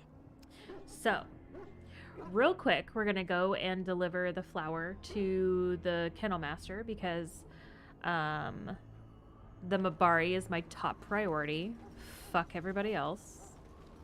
I know there's a blight going on or whatever, but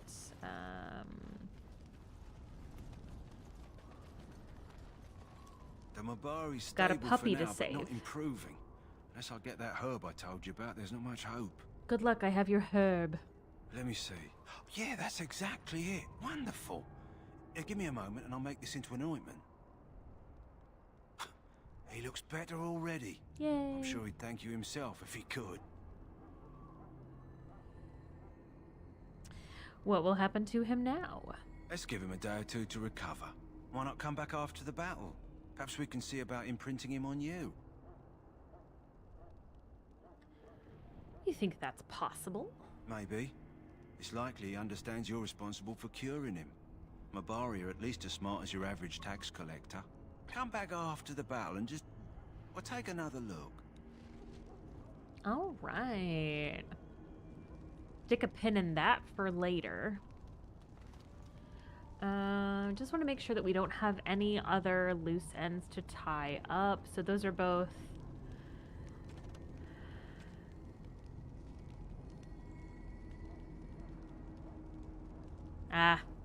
forgot to get the cash from the Korkari Wilds. That's annoying. So last time I forgot the Ashes quest, but I did this one. This time I did the Ashes quest and forgot that one. Womp womp. I don't think we can go back at this point either. Like, I think we're locked out of the wilds. Maybe not.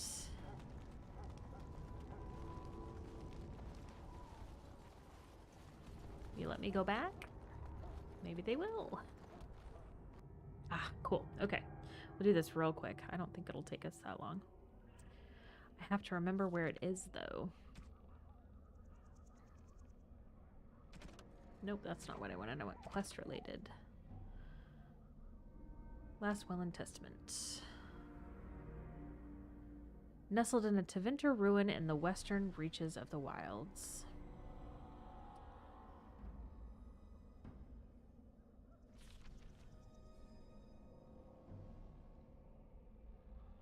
So, it should be over here somewhere. Okay. See what we can find.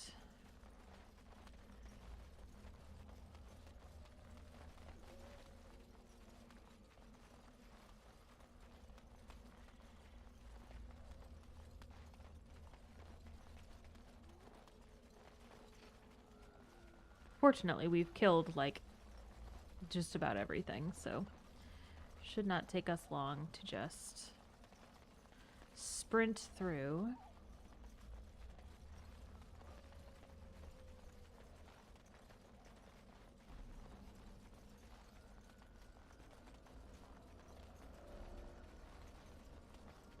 We will run into Jeddah later, so be nice to, you know, give her her husband's stuff.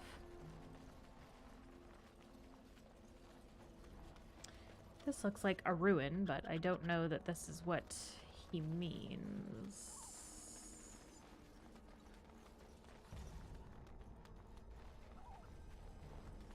And I don't see any chests or anything, so it must not be that.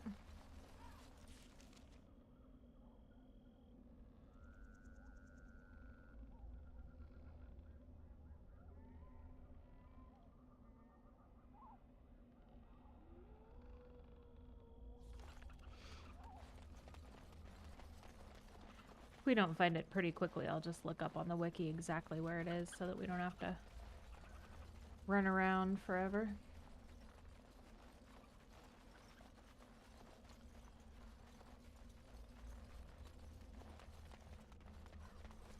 That's sunken, so it's definitely not going to be over there.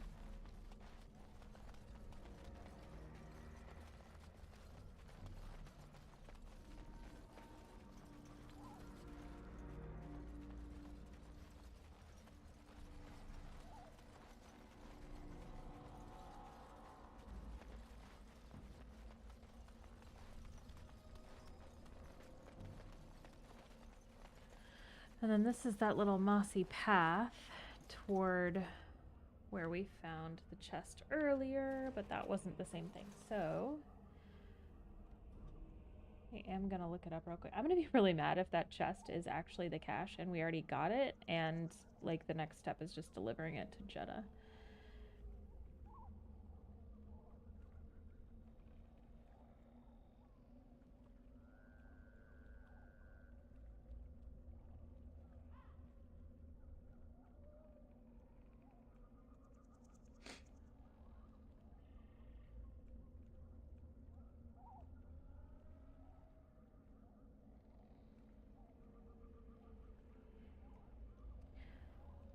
Head as far west as you can, then proceed northward and you should see some ruins. Ah, under the campfire. So it's in the same spot where we found the little thing where he was talking about the like chastened trail markers. It's in that same campground, but it's hidden under the campfire. So I just missed it.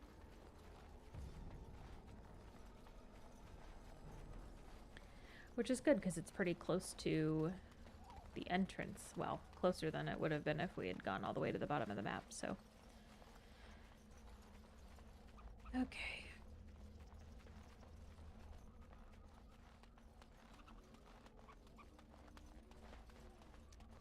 So it should be, yep, there it is.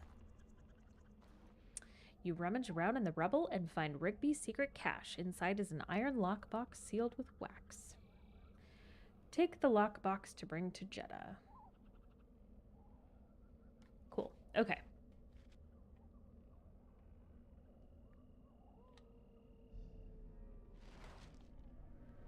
All right, now back to camp. We'll do the joining and catch up on codex entries.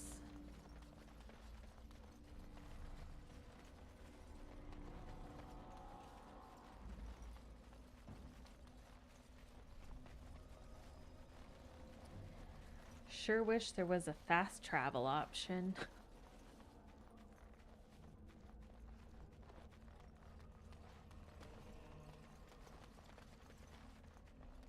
It's okay, we're almost there.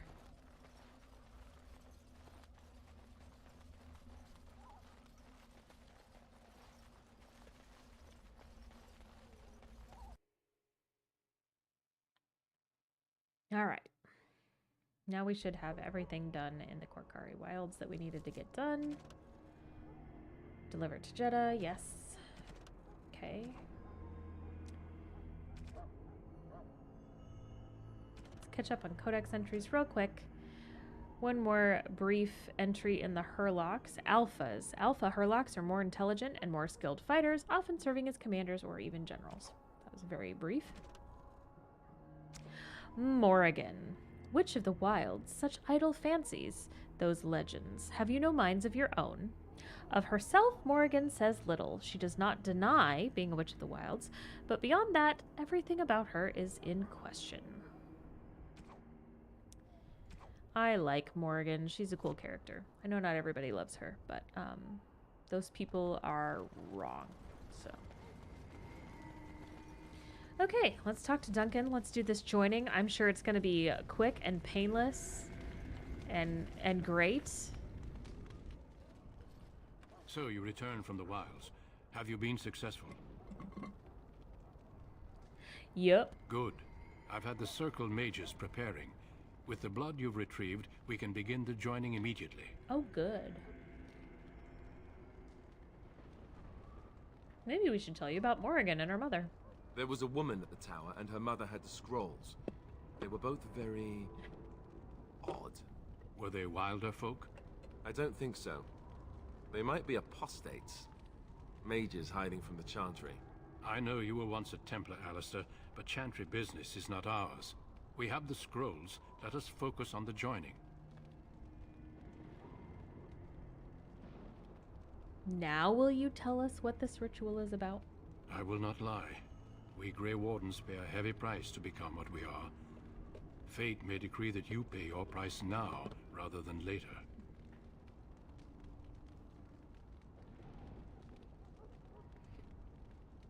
So you're saying it could kill us? As could any darkspawn you might face in battle. You would not have been chosen, however, if I did not think you had a chance to survive. Let's go then. I'm anxious to see this joining now. I agree. Let's have it done.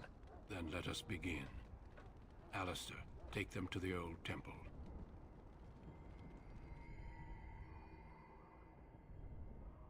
There's a mod you can get that has you do the joining in your underwear. The more I hear about this joining, the less I like it. Are you blubbering again? Why all these damn tests? Have I not earned my place?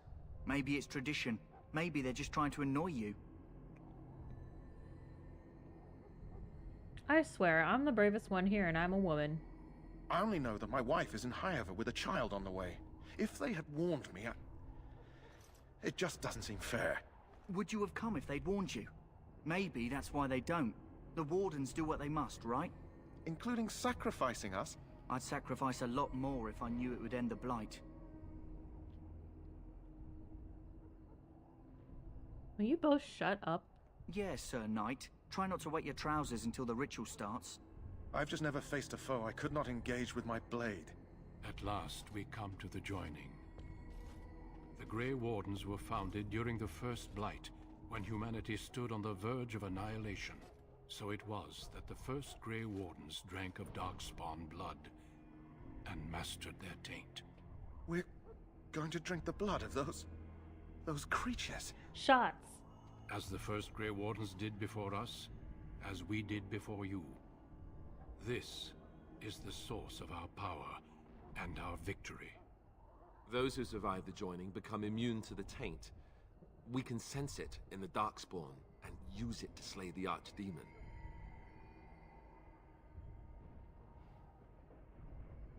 Those who survive? Survive? Qua? Excuse me? Not all who drink the blood will survive, and those who do are forever changed. This is why the joining is a secret. It is the price we pay. We speak only a few words prior to the joining, but these words have been said since the first. Alistair, if you would. Join us, brothers and sisters. Join us in the shadows where we stand vigilant. Join us as we carry the duty that cannot be forsworn. And should you perish, know that your sacrifice will not be forgotten. And that one day, we shall join you. Jory's freaking out, Davith, man. Step forward.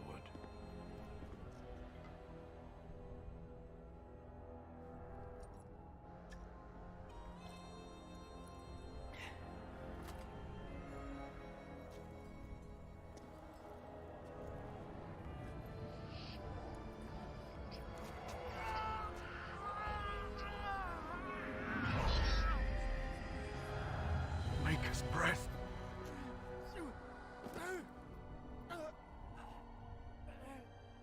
I am sorry, Davith. Rip. Step forward, Jory. But I have a wife, a child. There is Had I no known... turning back. No. You ask too much. There is no glory in this.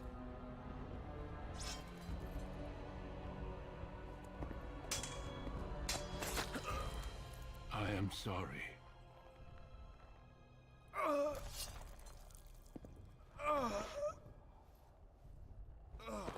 Well. But the joining is not yet complete. Dropping like flies. You are called upon to submit yourself to the taint for the greater good. I'm not worried. I've got plot immunity. I'm the protagonist. From so this moment forward, I'll be fine. You are a Grey Warden.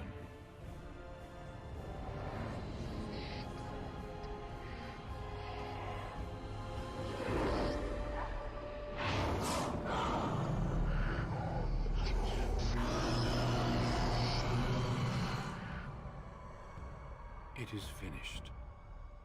Welcome. 2 more deaths. In my joining, only one of us died, but it was horrible.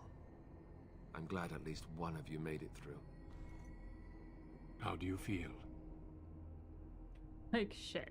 Thanks for asking. Nothing you said prepared me for that. Such is what it takes to be a Grey Warden. Did you have dreams? I had terrible dreams after my joining. Such dreams come when you begin to sense the Darkspawn, as we all do. That and many other things can be explained in the months to come. Before I forget, there is one last part to your joining. We take some of that blood and put it in a pendant. Something to remind us of those who didn't make it this far.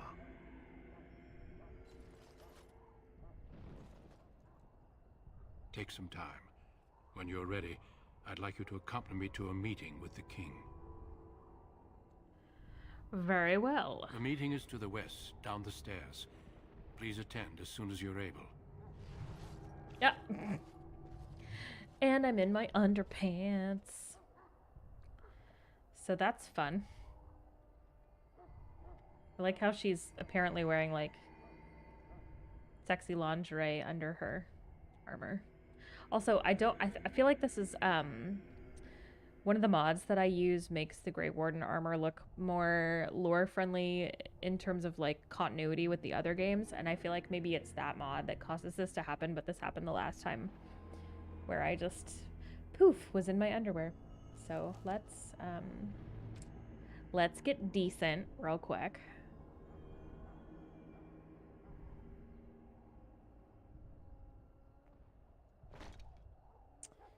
And we'll put on some boots. Actually, are those... I'm pretty sure those are the best boots I have.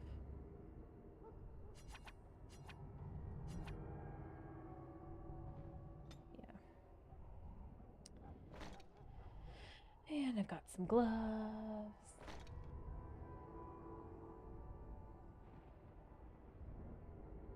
I'm not gonna wear the helmet. We've already talked about that.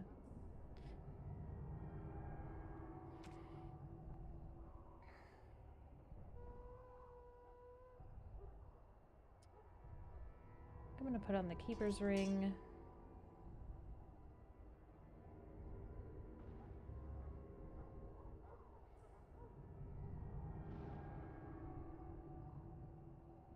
Okay, cool.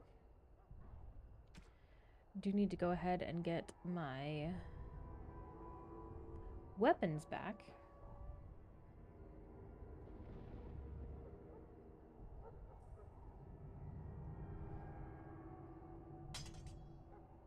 Because I've had it happen more than once that I forgot to do this and then ended up just trying to bare knuckle box some Darkspawn, and it doesn't work very well.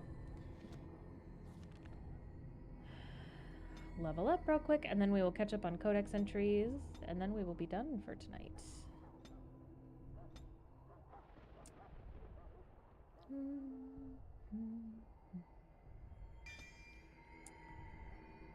What else do we want to do? I'm not gonna take any in archery. Alright. Let's see what we have to catch up on here. Oh, nothing. We must have cleared them all out. Okay, so I guess that is it. So next time we will go and chat with Duncan and the king about the battle, and then we will do the battle and kill us some Darkspawn. So I hope you guys had fun. I hope you learned something. I will be back next Saturday at the same time, around 9 Central Standard Time. I may do another stream during the week. It depends on how it goes. So this is my first week in school for this semester, and I have class Monday through Thursday. So it'll depend on how class is going and whether I have any time to play instead of just studying. So, but if nothing else, I will see you next Saturday, same time, same channel. Until then, I hope you have a great week. Lorethrough.